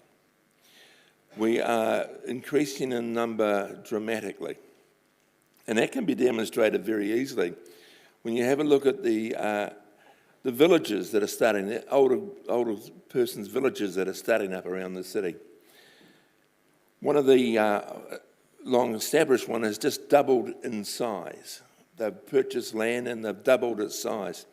One of the newer ones we've had has just now gone into negotiations to buy land beside them to more than double in their size. Older people are moving to Palmerston North for several different reasons. There's an airport handy that goes to anywhere in New Zealand, literally. We have a very good hospital, even though the newspaper, the TV says we're not. We have a very, very good hospital, and it's situated very close to everybody in Palmerston North. So older people feel at ease moving to Palmerston North. I believe that if we become an age-friendly city, firstly age-friendly Aotearoa and then age-friendly with the World Health Organization, we will attract more older people because they will feel safer with us. So I would like your support with this, and I'd like to hear your debate. Thank you. Thank you, Councillor. I don't think you can have any debate. So there's no speakers in the queue other than to say I support you. I know there is. Councillor Johnson. Well, I do feel that I should speak in support of this, particularly since it's come repeatedly to the community committee. And I think Councillor Finlay has outlined the kind of history of it quite well, but I think we also need to think about the messaging. Like, this sets us up as a city that is welcoming and friendly and accessible to people of all ages. And I think that's the kind of reputational management, if you want to put it like that, that we should seek for the city, is to become an attractive place where people want to be and where it's easy to live. And the age-friendly status sort of signals that to people, and in the process of applying for that and understanding what the requirements are, it gives us the opportunity to make any changes that we might need to infrastructure or to programmes or to how we manage things in the city.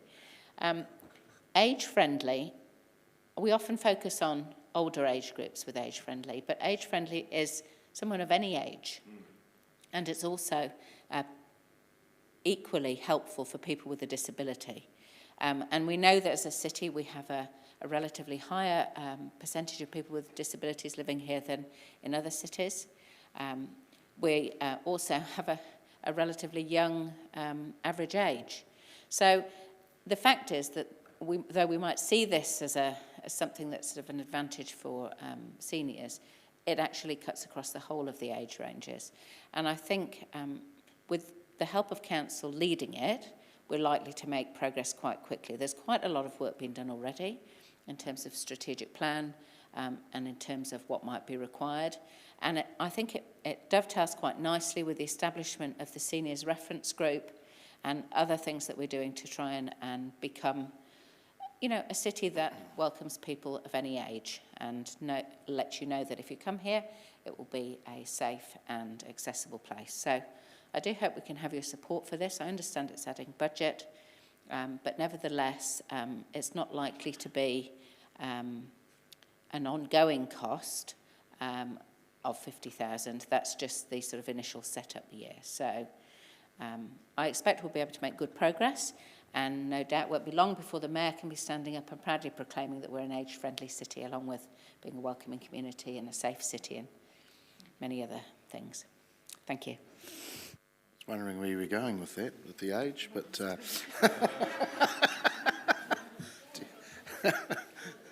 No, that's good. Councillor, you don't need a right of reply, so we'll vote? Okay, we will vote. Thank you.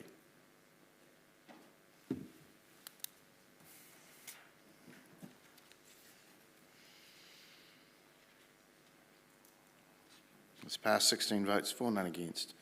Right, just continuing our operating program theme, we're nearly there. This is the around Chief Executive providing a report to Culture and Sport Committee on the potential scope and cost of a needs assessment process for performance theatre spaces in the city in time to inform the LTP process. Moved by Councillor Bowen, seconded by Councillor Johnson. Councillor Bowen. Thank you, Mr. Mayor.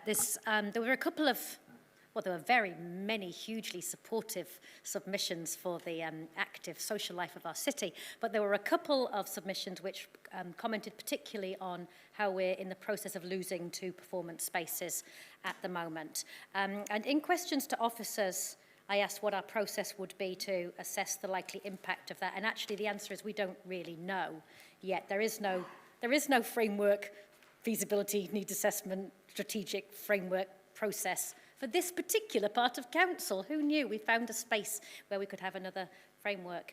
And I don't think actually the time is right to start that piece of work. I think the community have alerted us to what might be a potential issue, but at the moment we just don't know what that impact will be. So my intention here is not to create a budget, but simply to ask for an initial report back from officers to say what might that, I think they referred to it in the questions as a need to consider current theatre provision, do some benchmarking, perhaps research the need, but for officers to bring that back, and if that then needs a budget for further work, that in itself will be referred to the LTP. So that's where I'm heading with this one, and hope you can support it in recognising the submissions we've had, recognising a potential issue and giving us room to address whether anything is required in that space or not. Thank you. Councillor Harpenter. Just a question through the Chief Executive. Is there any budget attached to this? Through the Mayor, it doesn't look like it. Will it cost anything? Is it going to be cost of free air? Or is It will the cost of my staff's time. Yeah, that's what I mean. Yes. So will there be anything attached to it in terms of costing? How much?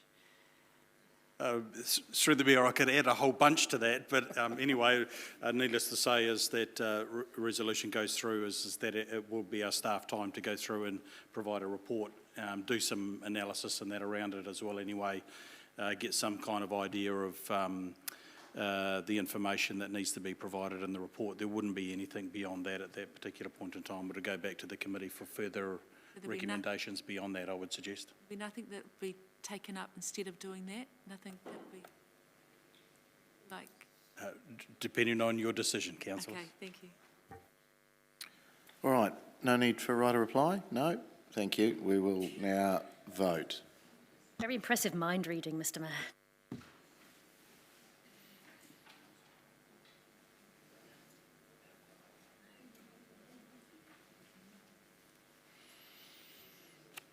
It's passed, 16 votes for, none against. Right, could I just ask our team down the back, just a little bit of an update where we're at with rates?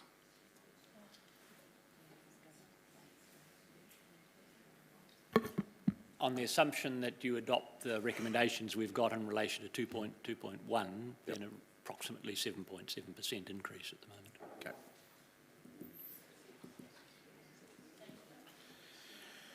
Excellent. Okay. We have... So we've got a recommendation around the... Councillor Naylor around the MSL. And this is around... we're jumping back to operational budget changes now and just tidying that up, and we'll do a substantive after this. And this is around the Chief Executive report back with options to reduce MSL, maintain service level operating budgets by, and a figure needs to be added in there, to be considered by elected members at the 14th June 2023 council meeting. That's moved by Councillor Naylor, seconded by Councillor Wood. Can we just get a figure in there? Do we know that? Yeah, 650. 650,000, okay. All right, and if you could speak to that, please. Thank you. This is a really valuable process that we have with our community to put out a draft and ask for feedback. And I think that process of getting community feedback helps us shake things about it a bit, and there is usually a few things that come to the top which we have identified today as needing a little bit further investment, and to the amount of $1.5 million that's been supported. Along with the feedback that we've had from our community, I have heard a strong desire for us not to put rates up too much, and for us to be aware of the cost of living crisis. And for that reason, I think the process by which we come to this point and add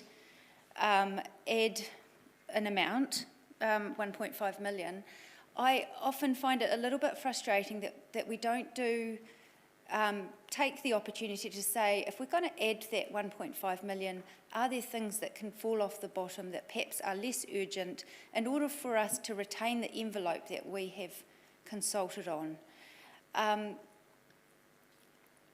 As some of my colleagues will be aware, that I've worked with for over the last 6 or 7 years, you know, often I have come with a long list of programs to test to reduce that.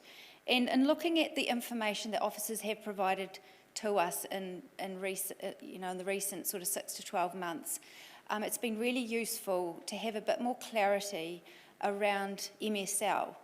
And it's my view that if we were to reduce anything, that the most likely areas that could be identified to be able to be reduced without significant service changes would be within the MSL. When we had that breakdown earlier in the year of the MSL, it was $104 0.8 million, and I know there was a few changes made. Our program's only added up to 16 million, and then we had 2.7 million for capital program impact. And I know obviously there's been a few changes to that with the March changes, but part of the breakdown of the MSL that was provided to us in March included 7.1 million for professional services and 6.6 for materials, consumables. And those are areas that, from my observation, I think there could be further reductions. I don't want to prescribe it quite as specifically as that in terms of a resolution, because I think really it's appropriate for any reductions to be determined by the Chief Executive. I think for us to dabble within specifics within MSL would perhaps be inappropriate to the role that we've delegated to the Chief Executive. But this resolution is asking the Chief Executive to come back with some options. I heard loud and clear from some of you in March a lack of comfort around what was described as untargeted cuts. Councillor Wood and I have talked over that and believe that this approach perhaps could reduce the concern that was raised by some elected members that those potential reductions come back to be considered by elected members on the 14th of June. I recognise that does place a little bit of challenge for officers who want to have everything finalised by the 14th of June, but I also think that the experience that we had in March showed an incredible ability for staff to be very sensible in the way that they addressed that request, and in fact had unanimous support from councillors when the list came back, when we requested that 1 million. I recognise that there's been a lot of work done already, and I know this is not an easy ask, but I am not prepared to support a 7.7% rates increase to my community, and I would be interested in looking at ways that we can progress the things that have been supported today, as well as the majority of things that are in our budget. But I'm sure that there are some things that perhaps are less urgent and less important that perhaps could drop off the bottom. And I did provide the examples that I've suggested around professional services and consumables perhaps is just an example.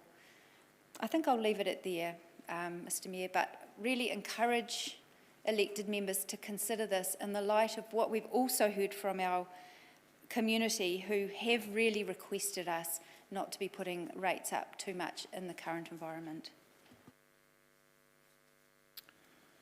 Councillor Hancock. Yeah, thank you, Mr. Mayor. Just through you, can I ask a question of the mover, please, just in terms of how we arrived at the figure of $650,000? Originally, I was thinking it would be nice to reduce it by a lot more than that.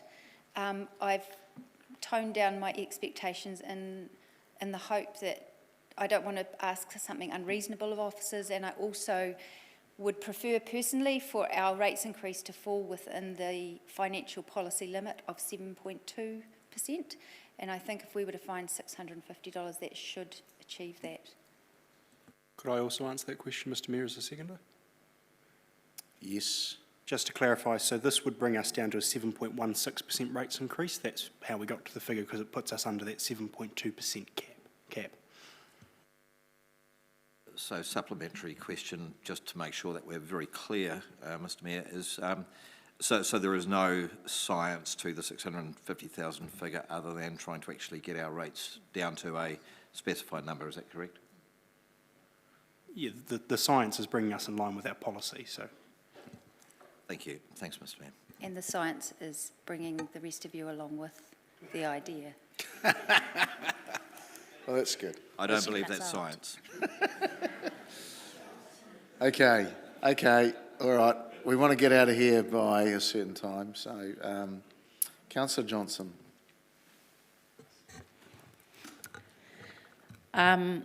Well, surprise, surprise, I'm not very happy about this, and I'm not going to be supporting it. And I think every person in this chamber is able to find a submission that suits their aims, and equal to Councillor Naylor, I've also found some submissions that say that the proposed increase in rates is too low. and that another person who wants us to stop cutting things because they want to live in a good city with things to do and good infrastructure. And I think, in fairness, there was a balance in the submissions between those who were concerned about a budget that was proposed below the rate of inflation, and particularly the knock-on effects that that would have in future years if we are deferring things and making savings now. What is the impact of that going to be in the future? And so, you know, looking at submissions, I would say that, yes, there were some submissions, people concerned about rating costs, but there were equally a good number of submissions from people worried that we had underdone things. And then I have noted throughout the officers' reports on this budget, there are significant warnings about budgets possibly not being sufficient. We're in an environment where it's possible that interest rates will rise further and that our lending costs will increase throughout the year. And also, if inflation continues as it is, it's possible that the budgets that are set currently may not be sufficient for us to be able to maintain service levels as it is. And so, in that context, asking the Chief Executive to come back with a further $650,000 worth of cuts, I think is pushing your luck, quite honestly. I don't think that this is a sensible way to be going forward. I made all these same arguments when we discussed the draft. And in fact, the Chief Executive excelled in his ability to come back with some cuts that would not affect service level. But I don't think that that can be done indefinitely, that we can repeatedly go back to the Chief Executive and ask for cuts and they won't affect service levels. In fact, I'd be very surprised if the position we're at the moment won't affect service levels throughout the year. And so I think that this is a step too far, honestly, councillors.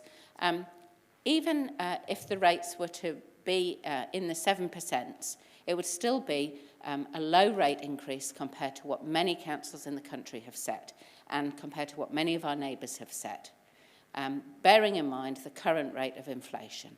So I would counsel against this. I think it's short-sighted and foolish, and I will not be supporting it. Councillors, look, just remind you too, the 7.2% policy cap was put in some time ago, and we're in quite different times now, so just want to remind you of that if you're thinking about your decision on this one.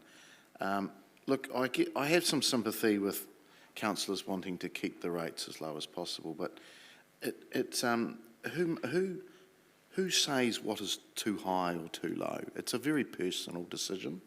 And you know, I work in this organisation on a daily basis, and I can tell you things are trimmed. At this stage, things are cut to the bone. You will start chopping off stuff soon.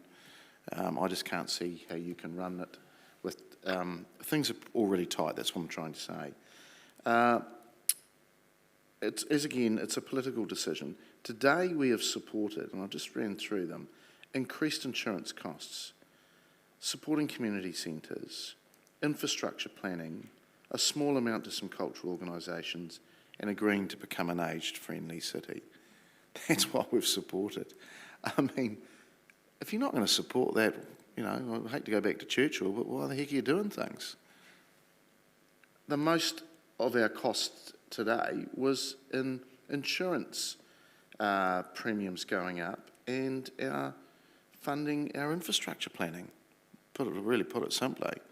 So I can't support this. As much sympathy as I have with people thinking that the rates are too high, actually we've done a damn good job to try and be balanced. So we've just got to be careful that we don't really slow the machine down so much that we forget what we're actually meant to be doing, and that's supporting our community. So I'm sorry, but I won't support this at this stage. Councillor Harpiter. Thanks, Mr Mayor. I won't be supporting this today. As Councillor Johnson and the Mayor have just said, we need to keep the operation going. And I think this, asking the Chief Executive to shave $650 off I think it's a tough ask, and I think we've got to keep the wheels on the bus going, and I just think that's not the right thing to do. So it's already, we were offered quite a tight budget, and by doing this, it'll be even tighter. So I think going forward, it's not something I'm really comfortable with. So no, I won't be supporting this, but thanks for putting it forward, but I won't be supporting this. Thank you. Councillor Hancock. Thank you, Mr Mayor. I just want to make just a couple of comments. One is, I guess, well, certainly I won't support this, and the reason being that we've already been told about a number of red flags that have been sitting in our quarterly reports, and we're actually going to start funding those through this annual budget. Many of the submissions that were made to us actually sought more funding than what we've actually approved, and some of those submissions actually outline some quite serious deficits across our communities. For several years, I think we've tried to use this as a lever to keep our rates down, and what we have to remember is that a significant amount of that 7+% that we're actually including today is for costs which have increased costs which the council is having to stump up to take us through to the future. I worry about the risks for our out years, and to cut today, we will have to pay for tomorrow. So please, don't support this. There's no science with it. Thanks. Councillor Wood. Colleagues, there's a lot of straw man arguments that have just been put up today that any cuts mean that we'll be damning the future generations of this city, which is absolute nonsense. That is not at all what the last tranche of this did. In fact, colleagues have sat here and said that they didn't vote for the $1 million investigation, but when it came back, actually, there were sensible ways we could reduce MSL that wouldn't affect our service levels and wouldn't damn our future generations. So how can we square that with saying, but we can't do it now? We can't even have a look. Councillor Naylor and I have talked about this, and I agree. Look, I at the time wasn't a huge fan of the idea of just handing the CE a blank cheque and saying, go cut $1 million and figure it out. So what we've done is moderated this resolution to say, have a look, see if there is anything in those operating budgets to the tune of $650,000 that can be found, present it to councillors, and then let us make that decision. So this today is a look under the hood. The CE managed a reduction that would not affect service levels last time. 1 million was not a scientific number. Who's to say there wasn't 1.1 million in there that we could look at? Who's to say there wasn't 1.6 or 1.4 or 3? We don't know because we cannot see these budgets. I am more than happy to do the dirty work. I slightly disagree with Councillor Naylor. If we could see those budgets, I would be more than happy to go through it and identify lines and make those difficult political decisions that we are all in this chamber here to do. But we can't see those budgets. And so that leaves us with very little option other than this. I can't say, let's look at $50,000 reduction here and $70,000 there, because I can't see them. None of us can. And so how else do we look at things that we can't see, if not a recommendation like this? An argument was put forward by the Mayor that if we're not going to support, paying our insurance and community centres and food strategies, then what are we here for? Well, no, that's the point. We are supporting those things, and so this is looking at, is there any viable way that we can offset that increase in costs through service level reduction, or through budget reductions in MSL that might not have a major impact? We spoke about the planning increase today of $491,000, and many of us said it was our top priority, which by nature says there are other things we are funding that are not our top priority. And so if there are things that aren't our top priority that we can look at saying, can we reduce this? Can we defer this for a year? Can it wait so that we can get our insurance paid, so we can get our community centre investigation, so we can get all of these things that we've put forward today. So this is not against what we've done today. I voted for a number of the increases that we are now looking at. This is simply looking at, is there a way we can offset it or not? And if this report comes back from the CE and it says we're going to have to shut down the library and stop road maintenance and we're going to have to stop street cleaning, then I won't vote for it. But if this comes back, as it did last time, and says there are sensible things, we've reduced our capital budget, therefore we don't need the extra $600,000 that we had budgeted in there for those contractors. If it comes back and shows reductions like that, which are in line, which we as a council can make the decision whether we're prepared to accept it or not, then I'm very comfortable with that. And so what we are doing here today is saying, let's create a list, have a look at it, and then make a decision in this chamber. Now, some councillors would prefer we didn't have a list so that we couldn't make the decision, and that's fine. I respect that. I respect there's councillors who don't want us to even look at offsetting. But please, I know some of you have said you've made up your mind, but I really encourage you to reconsider on the basis that this is not simply telling the CE to go and do it. This is just bringing to light the opportunities that may be hiding in that budget that we cannot see. So I know it's a bit of an ask, but what harm are we doing in having a peek under the hood? What harm are we doing? Absolutely none. So please, I understand it, but can we have a look, see if the lines are there, and then make that decision in this chamber? Because 7.7 is a hang of a lot higher than what we consulted with our community on.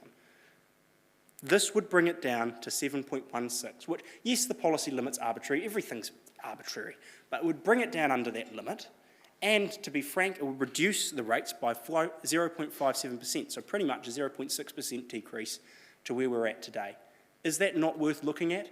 Is that not worth just seeing if we could do it?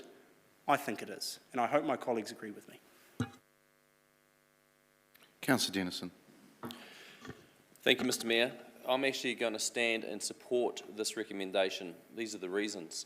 One is it's exploratory and just going to report back options to reduce, and then we can make a more informed decision once we have some possible programs and MSL budgets to consider withdrawing.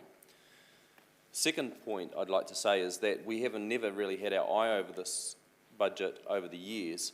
It's only in more recent times that we've actually seen more transparently what's included in these budgets and the size of them. And in recent years, up till recent years, this budget line has ballooned. It's actually grown without our eye on it or our influence in it. And so that's my second point. And so one of the ways to bring about some optionality is to get this report back to us. The other one around perspective, this is not 6% of the MSL budget, it's not even 1%, it's 0.6% of a percent of the overall budget of 104 million, 0.8. And so I think this is, when you put it in perspective, it's actually a slither of the budget. It's not crashing down the walls and, a whole lot of restructure, retrenchment and all that stuff. It's pretty minor in the scheme of things in my view. And when we've loaded those extra programs on up until this point today, I think there is a responsibility for us to take back that peg in our belt, like many of our ratepayer residents will need to do.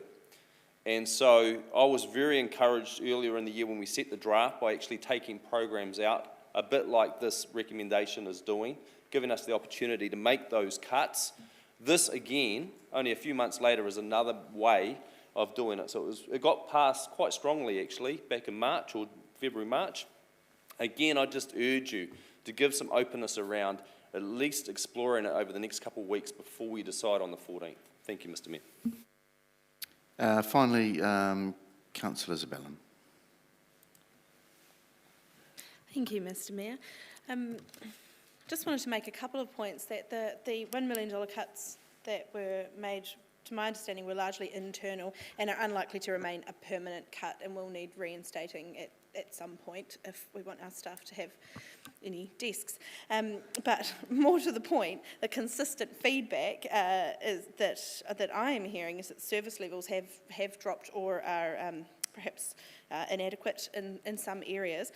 That's really consistent across Facebook, which is never very positive, but submissions, and it's something I'm hearing constantly in the community, particularly in Awapuni and Highbury.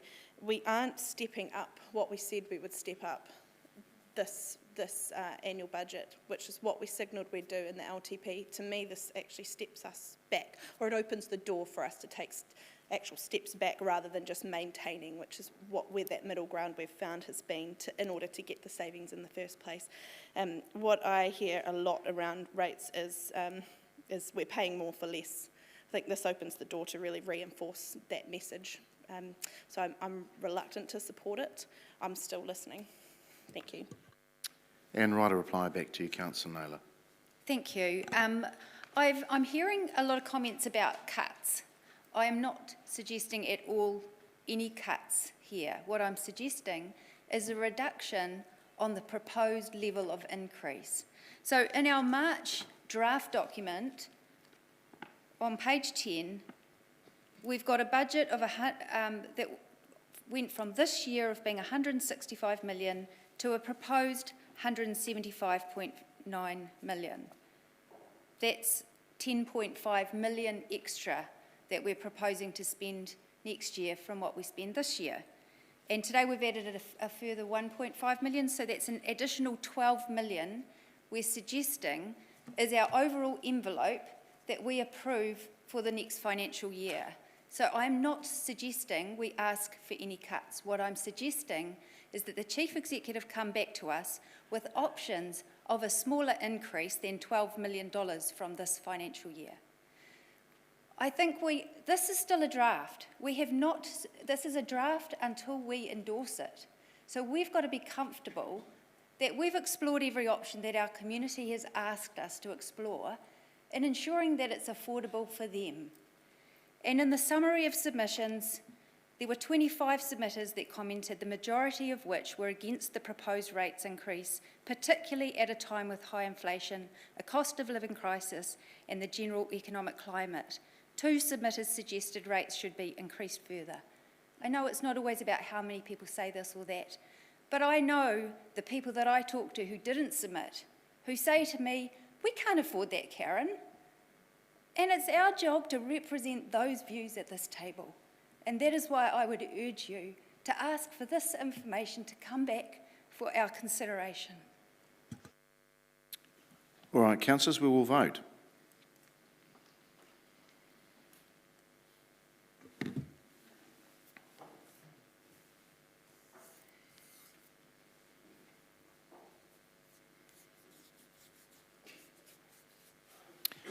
And that has failed. 6 votes for, 10 against. Okay, we'll go to the substantive now.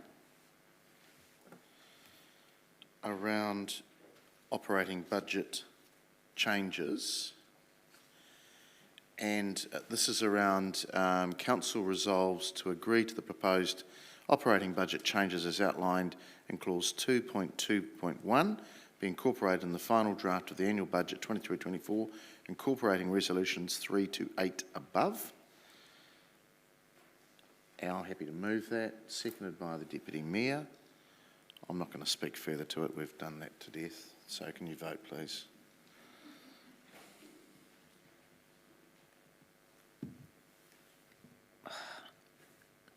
Sorry, Mr. Mayor. I'm sorry about this. I'm just not really clear what you're incorporating there. Is it all of the is it all of the list that we've gone through right now?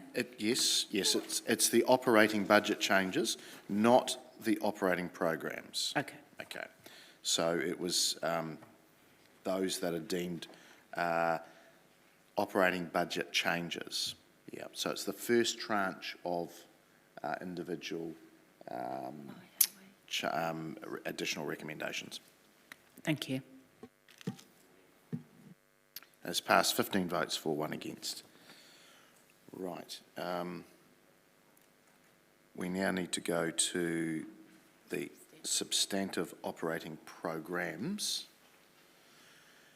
And this again is around council resolving to agree on the proposed operating programs as outlined in attachment 5 be incorporated in the final draft of the annual budget 23-24, incorporating resolutions 9 to 16 above. I look to move those, seconded by the Deputy Mayor.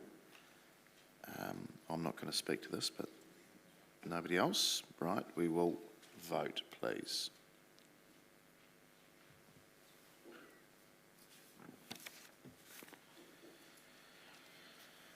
That has passed 14 votes for and 1 against.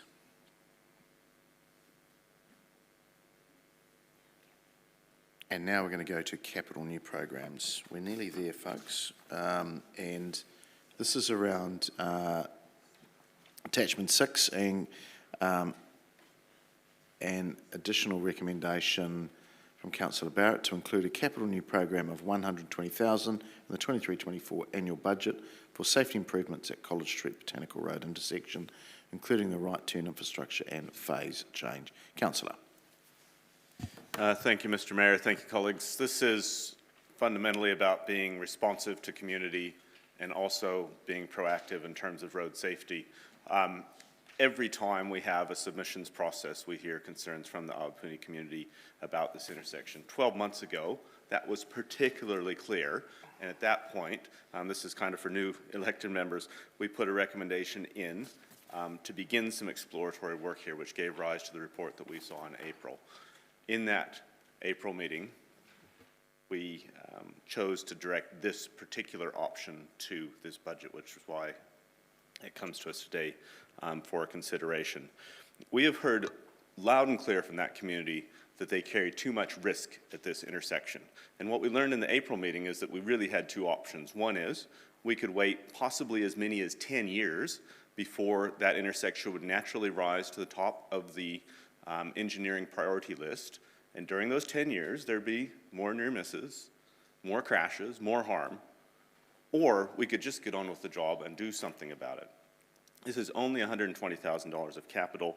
It is very, very achievable from a financial point of view, and I trust that while there is some challenges around delivery of capital program, putting in a new signal at College and Botanical is not going to derail the capital program for the year ahead. So I'd urge you to support this so that we can be responsive properly to our community calls for safety and for better access into Awapuni. So please do support this so we can finally go back to this community with some good news.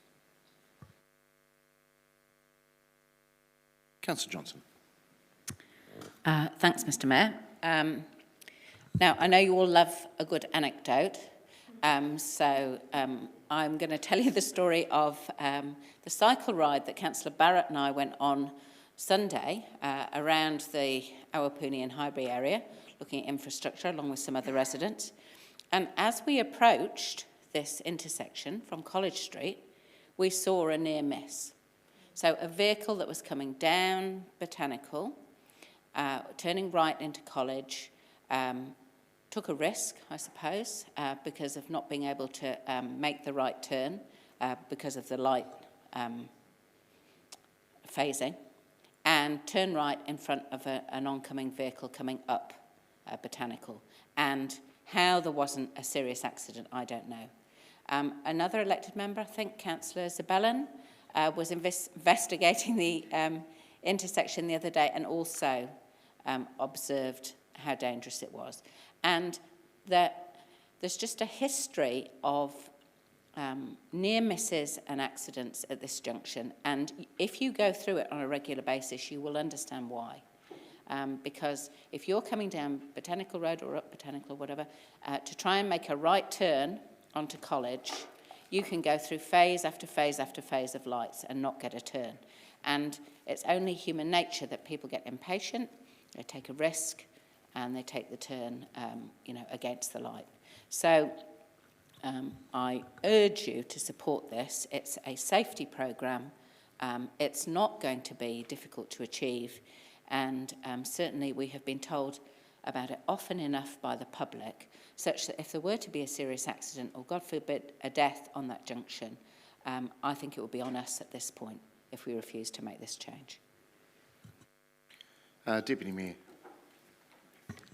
Tēnā koe, Mr. Mayor, o tira tātou. I too will support this. I go past it several times each day, and over the last 30 years I've seen many near misses. The other thing that concerns me is that for 40 weeks of the year, you have students, young people who are at West End Primary School as well as Awatapu, and then you've got that shopping precinct on the corner along with the laundromat and the swimming school. It's very congested, and I think it makes perfect sense, and I support what Councillor Johnson and also what Councillor Barrett have said. Kia ora. Councillor Naylor. Thank you. When this came to committee, officers indicated that if we deferred this to the long-term plan, that there would be the opportunity for waka kotahi, potential waka kotahi funding, as well as it being able to be done in a more coordinated way. And it was for that reason I didn't support it coming to this process. So I won't support it now. I think it makes sense when we can do something with 50% co-funding from waka kotahi, that we do it in that way. And I think doing it when we're doing the rest of the work on the cycleways and that intersection makes a lot more sense than going at it twice. So I won't support this. I also think that we have a capital program that is a lot bigger than is potentially realistic to deliver next year. And so I think we do need to think about how much we add to that as well. Councillor Arnott. Thank you, Mr Mayor.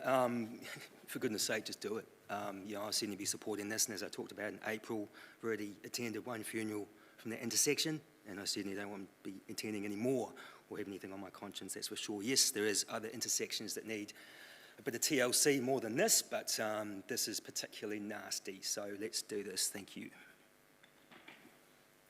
Before I go back to you, Councillor, for right of reply, I'll support it. I mean, we've got to do it. I mean, it's a matter of when we're going to do it.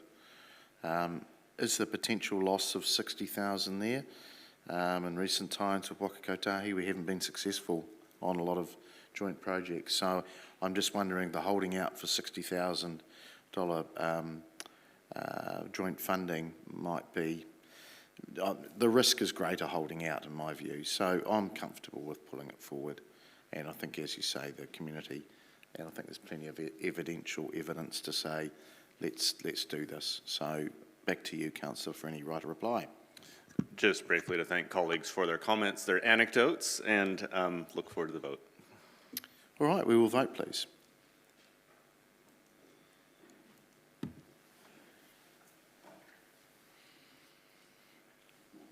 And it's passed 15 votes for and 1 against.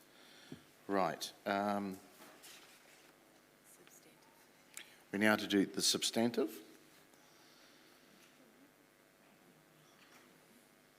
So this is the substantive on capital new programs.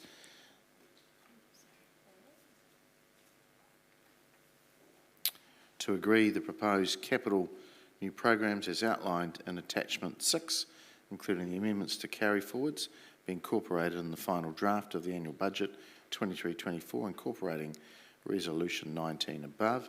I'm happy to move that. Seconded by the Deputy Mayor. I'll open it up for any comments. Councillor Naylor. Thank you. I acknowledge that, officers have listened to elected member comments about the size of the capital new program and have responded to that. And I really do appreciate the work that has been done to reduce it down from what was the LTP figure of 95 capital new down to 65. 65 is a lot better than 95, but I am still uncomfortable with the size of that as a capital new program for two main reasons. One being, I still have a question mark around deliverability, despite the fact that we have been given some assurance from officers today that they feel that is deliverable. We have been told that before, and it hasn't always translated to the reality. This year we have delivered 26 million so far in the first 10 months, and so it's unlikely that we will deliver anywhere close to the full program this year. So the deliverability is one thing, but the secondary thing, in my view, is affordability of our community. Capital new is often seen by elected members as easy money to spend because they think it doesn't have an immediate impact on rates. Whether it be 1.9 or 2.7 or somewhere in between, I think it's probably somewhere in between, the impact of our capital program on rates is still worth somewhere between 1.6 and 2.5% of our rates increase this year, and will have an impact on our increase that we'll need next year as well to cover the other half of the interest. So at a time when we are constrained by a lot of other things in terms of inflation that affects our operational costs, the size of our Capital New program is something that we can choose to how big we make it. And I personally believe 65 million for Capital New is still too big. So for that reason, I won't support this recommendation. I'm actually quite comfortable with the capital renewal size. I think that it's important for us to look after the assets that we own. But the Capital New, we have complete choice over how much new stuff we decide to build. And I think we're trying to do way too much.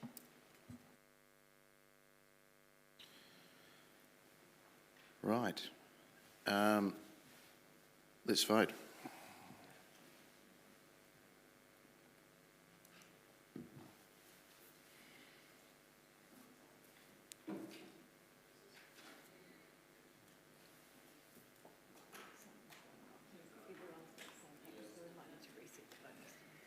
Okay.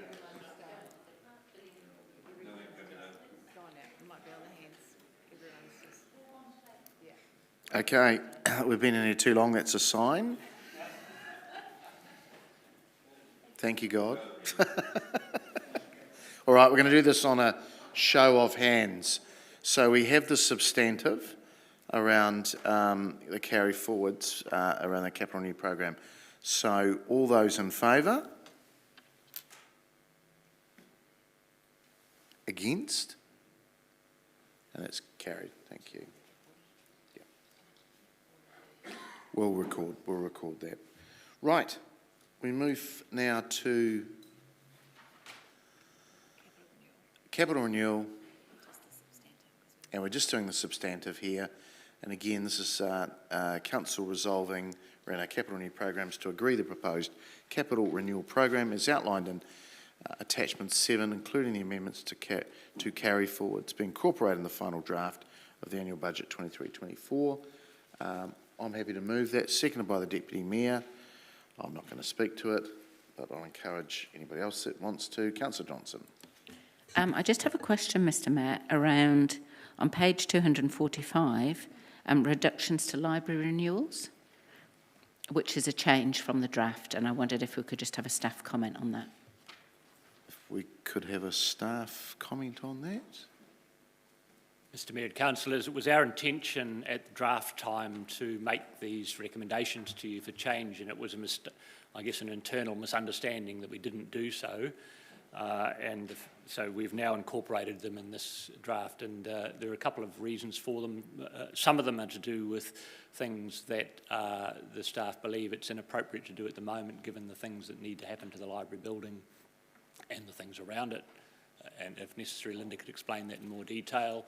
The other is to do with resources, and it might appear there's a significant reduction there, but it's still significantly more than the $775,000 that's in the current year's budget for that.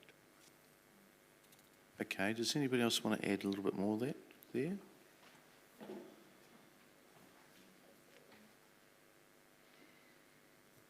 Tēnā koe, Mr Mayor, and tēnā koutou councillors. I'll just quickly go through the programs. So that's correct. There are a number of our programs sit across Central Library and our community libraries. At this point in time, with our fixtures and fittings, we've proposed to have a reduction there because we need to have some resolution with the leaks and things in Central before we invest more across that. It's a one-year reduction for this particular budget. That's Program 178. Program 188 is our library materials. We had a budget this year of 775.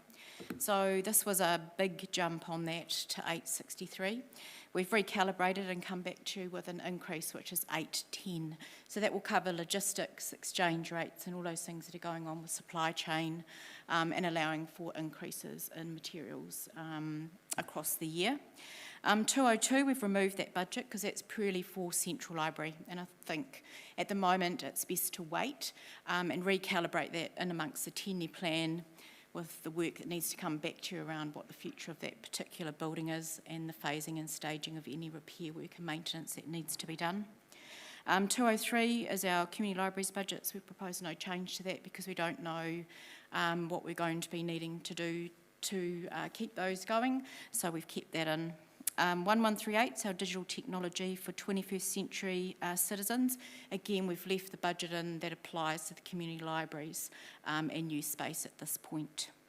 1139 is our RFID materials budget, which is how we manage our circulation with RFID tags, kiosks, and our automated materials handler. That's a cadence of every 2 years. We're just holding it off this year. We'll reset the cadence again in the 10-year plan.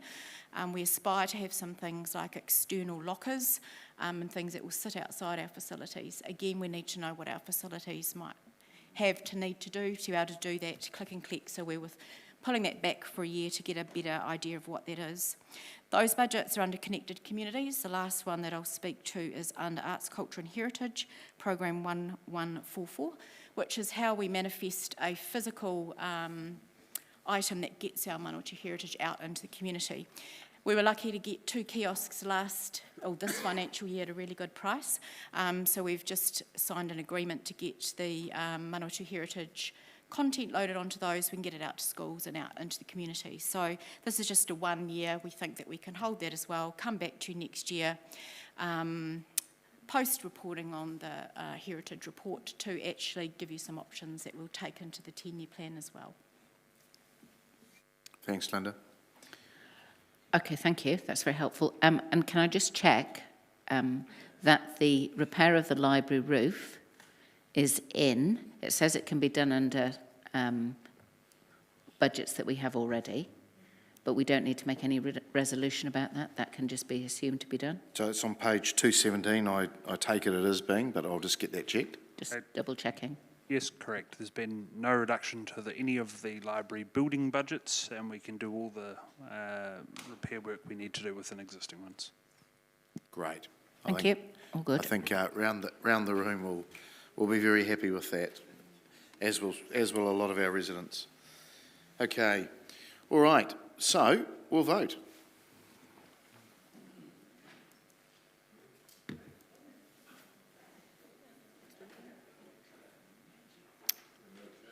It's working now. That's 16 for and none against. Thank you.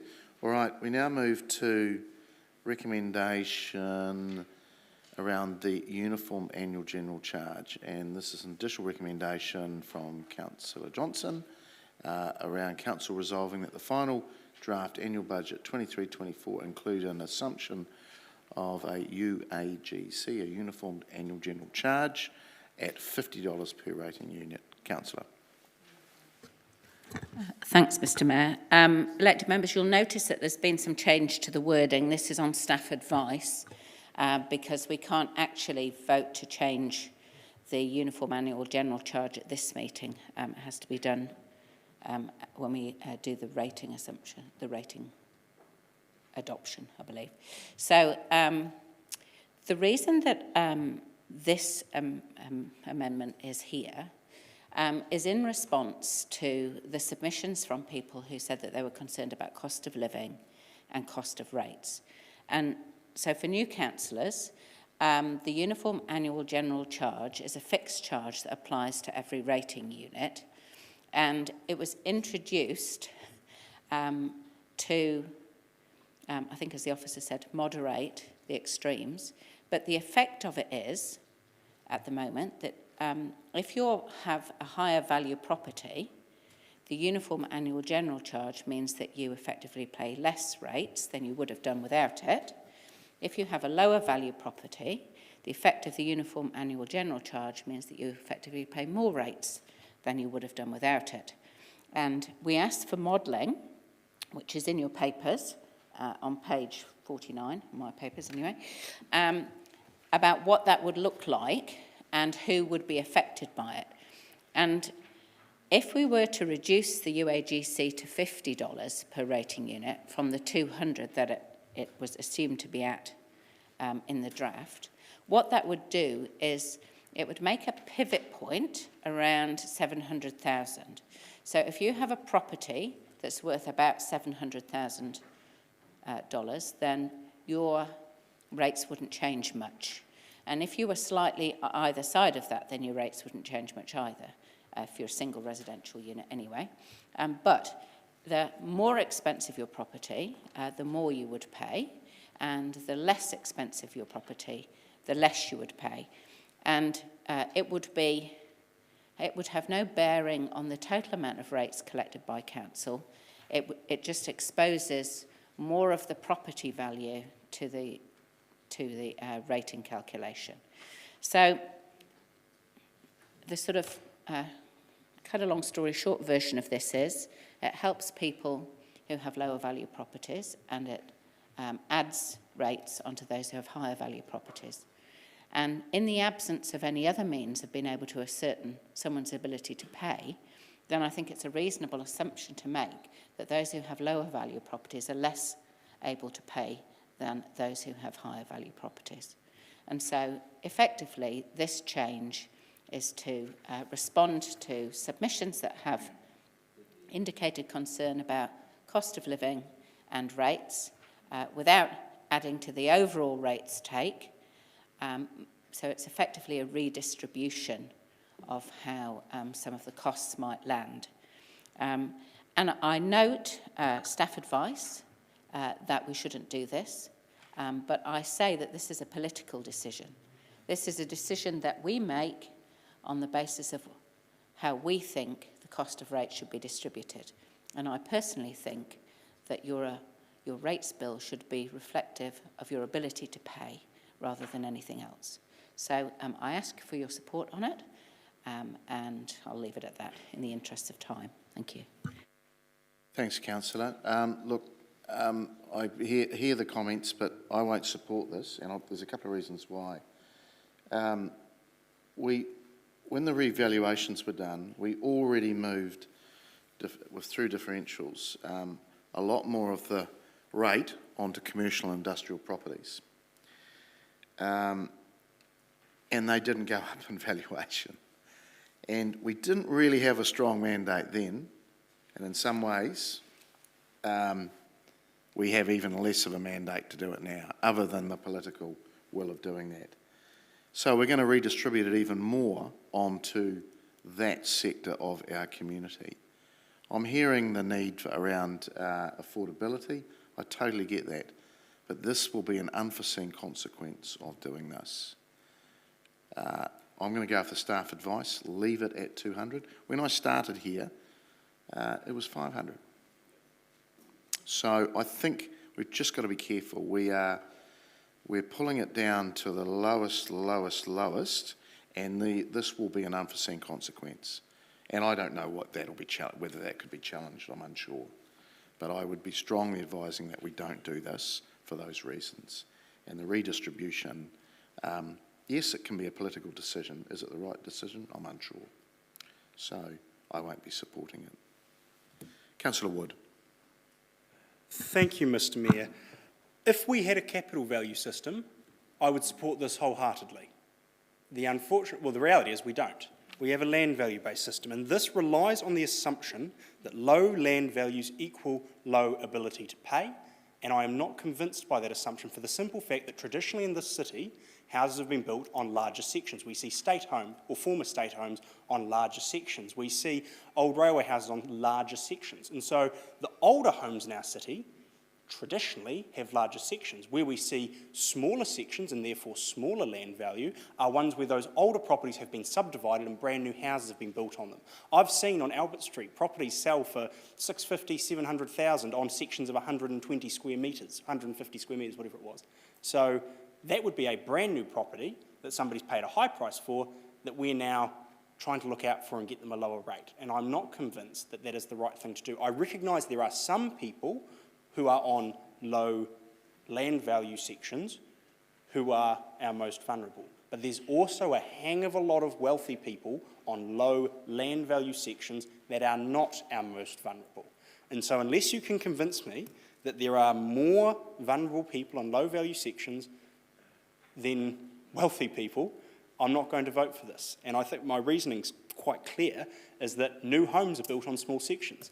Aren't we as a city council trying to reduce the section size? We're encouraging people to subdivide and build new properties on these small sections. So we've recognised in our own strategies that that is what we're driving people to. And so given that reality, although this might help a few people, it is going to push more rates. I just don't think it's going to fix the problem we're trying to fix here. And for that reason, I'm not going to support it. So, thank you. Councillor Naylor. Thank you. I'm also not going to support this for similar reasons that Councillor Wood has very well outlined, but also because I'm concerned there's an issue of fairness. When we reduced the UAGC last year to 200, that meant that commercial and some of those people with high land value actually had a very significant increase, a disproportionate increase. And if we supported this, it would be those same people who would be further disadvantaged by this. An example was provided to us, some modelling.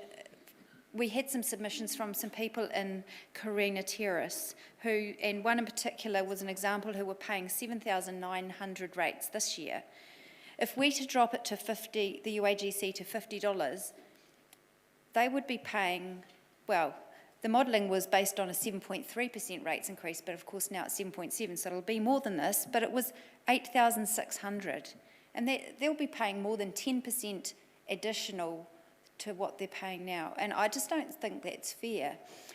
The other issue is an issue of timing. When we've got an overall rates review, I think most of us would acknowledge that the system that we have is probably not the best system, and I'm certainly interested in exploring us changing that to capital value rather than land value. But in the meantime, we've got a year till we can implement any change. I think it would be pointless to tinker with this now when we've already tinkered with it last year and we're going to change it again next year. It's just, I don't think it's a wise way to address the issue.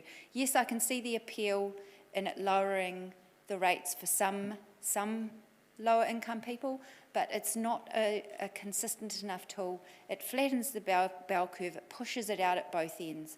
And particularly those in the commercial and business community, they are not, this would negatively impact on them. So their rates increase wouldn't go up 7.7%, it will go up more than 7.7%. And I'm not prepared to do that to the business community at this time. Councillor Harpiter. I'm also not going to be supporting it, but mainly because we are looking to do a rate review later on this year, and that's the main reason. I think that we should look to do the rates review and then fully review the rates. And also the officer said his recommendation is that he basically didn't think that we should be doing this at this time, so I'm more inclined to basically look at the rate review, see what comes out of the rate review, and then go with that as our go forward. And so look and go from there. Thank you. Councillor McLeod. Thank you, Mr. Chair. I'm rising to speak against this motion. I'm hearing the need for affordability, and I sympathise with the mover and the seconder's intent. However, I'm going to vote against this and follow officer's advice on this particular matter. And my reason for doing so is simply because of the reasons outlined by the officers in terms of the unreasonable transfer for further share to commercial and industrial or multi-unit residential sectors, for example, and they've identified an average rise of 9.3%. For the commercial and industrial sector, for example. And also, when we look at further, we also look at further increases, or we're also looking at further increases on residential properties with high land values. Now, if I'm a home owner and I've got renters or people renting for me, and my rates are going up, what's going to happen? I'm going to pass on the costs to those that are renting in my property, and and that's what's going to happen. And those are some of the unintended consequences. And as much as we're trying to flatten it down and trying to make it fair for everybody else, those are some of the unintended consequences or foreseen consequences that I'm probably trying to ignore. I totally agree with the comments being made earlier on by Councillor Naylor, and I think Councillor Wood also really hit the nail on its head. But I just cannot see how this will actually help out, you know, especially our renters, for example. I just don't see this being fair. If we had if we had a capital value system, then fine, yeah, sure, I would have, you know, happily do, you know, because the capital value system, land value system will actually deal with those inequalities or iniquities in the system. But given that it's, you know, land value and new houses are being built on small sort of sections, I feel like it's a bit unfair for us to go this way. So I'll be voting against this. While my decision might not be political, as mentioned by Councillor Johnson, but it's professional. I believe in evidence-based sort of decision, and I think the officers have rightly pointed out and, in my opinion, have rightly advised us to not do this. So I'll be voting against this. Councillor Hancock. Yeah, thanks, Mr Mayor. And yeah, I fully understand the sentiment that lies behind this particular motion. But I do have significant unease, as there are a lot of unknowns in terms of the modelling which has been presented to us. And until I have a little bit more certainty as to how that's actually going to play out across the community, I would just not be in favour of actually supporting this. As Councillor Harpeter has pointed out, I think we need to actually wait for the rating review to fix all of those things that we perceive to be wrong with the rating system as it is now, and actually start to deal with some of the unfairness issues which are apparent with land values. So for those reasons, I won't support this at this time. Thank you. Councillor Barrett. Thank you, Mr Mayor. I think at this stage in the debate, I really just have a question for the room. In what world is it fair, during a cost of living crisis, to put a discount on the high value properties and a surcharge on the low value properties?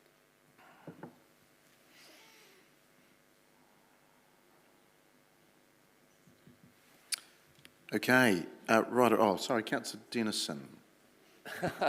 I just have to rise to respond to that because it's high value land, and it doesn't give the overall picture. There's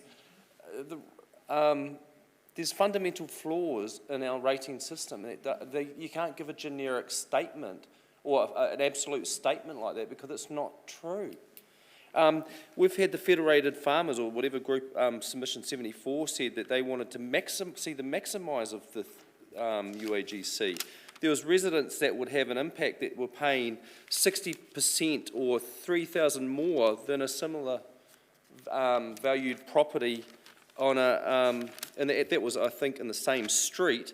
There's another note I put here that Riverstone Grove submitter 110 was using their rates were 8,200 odd compared to the same capital value property. Oh, that might have been the Riverstone Street Grove at 4,900. Like there was thousands different. Yeah. And so you're going to just skew that more.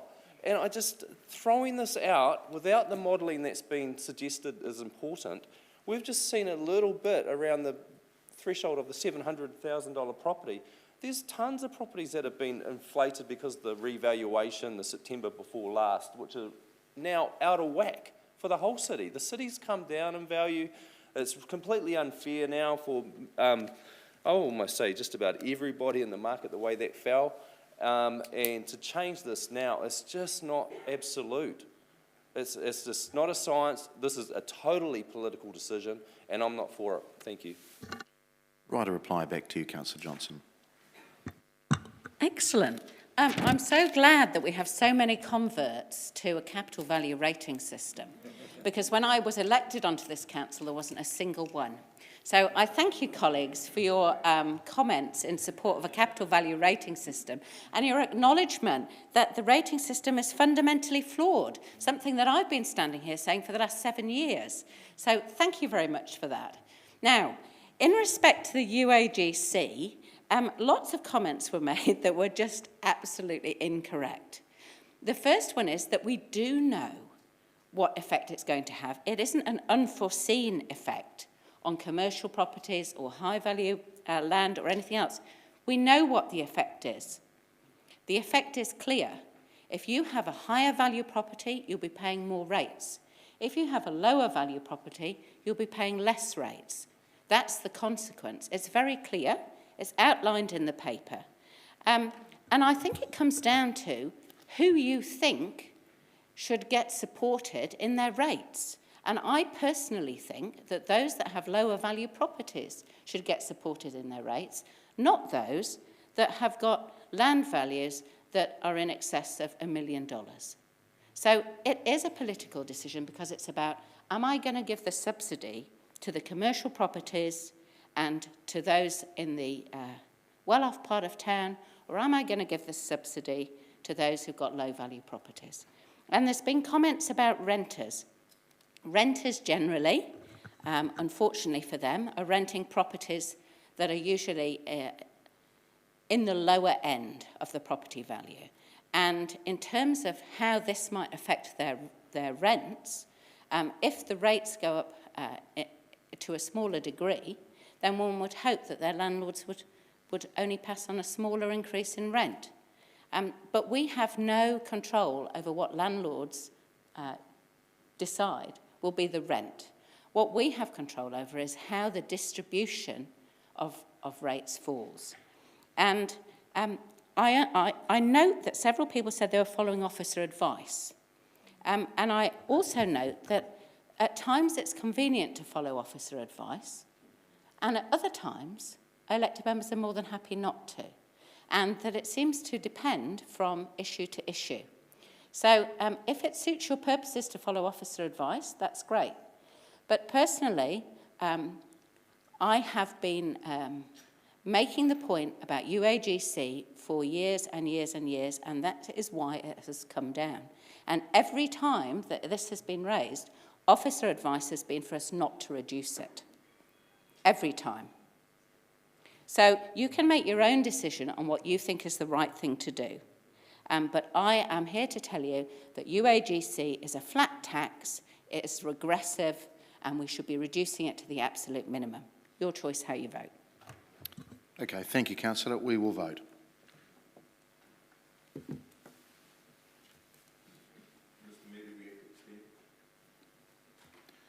Just vote, please. And that is has failed. 5 votes for, 11 against. Do we have to do a substantive? Okay, that is our meeting. I'll ask Councillor Fitzgerald to close us with a karakia. Yeah, just before we do, can I just confirm from officers what rate we ended up striking at the end of the day, if there was any different? 7.7, I understand. 7.7? Okay, thanks. Thank you, Councillor. Thank you, Mr Mayor. Tēnā te koutou. Me karakia tātou. Kia puta ki te whaiau, ki te ao marama, whakamaua kia tīna, haumie, huie, tākie. Kia ora, Mr Mayor.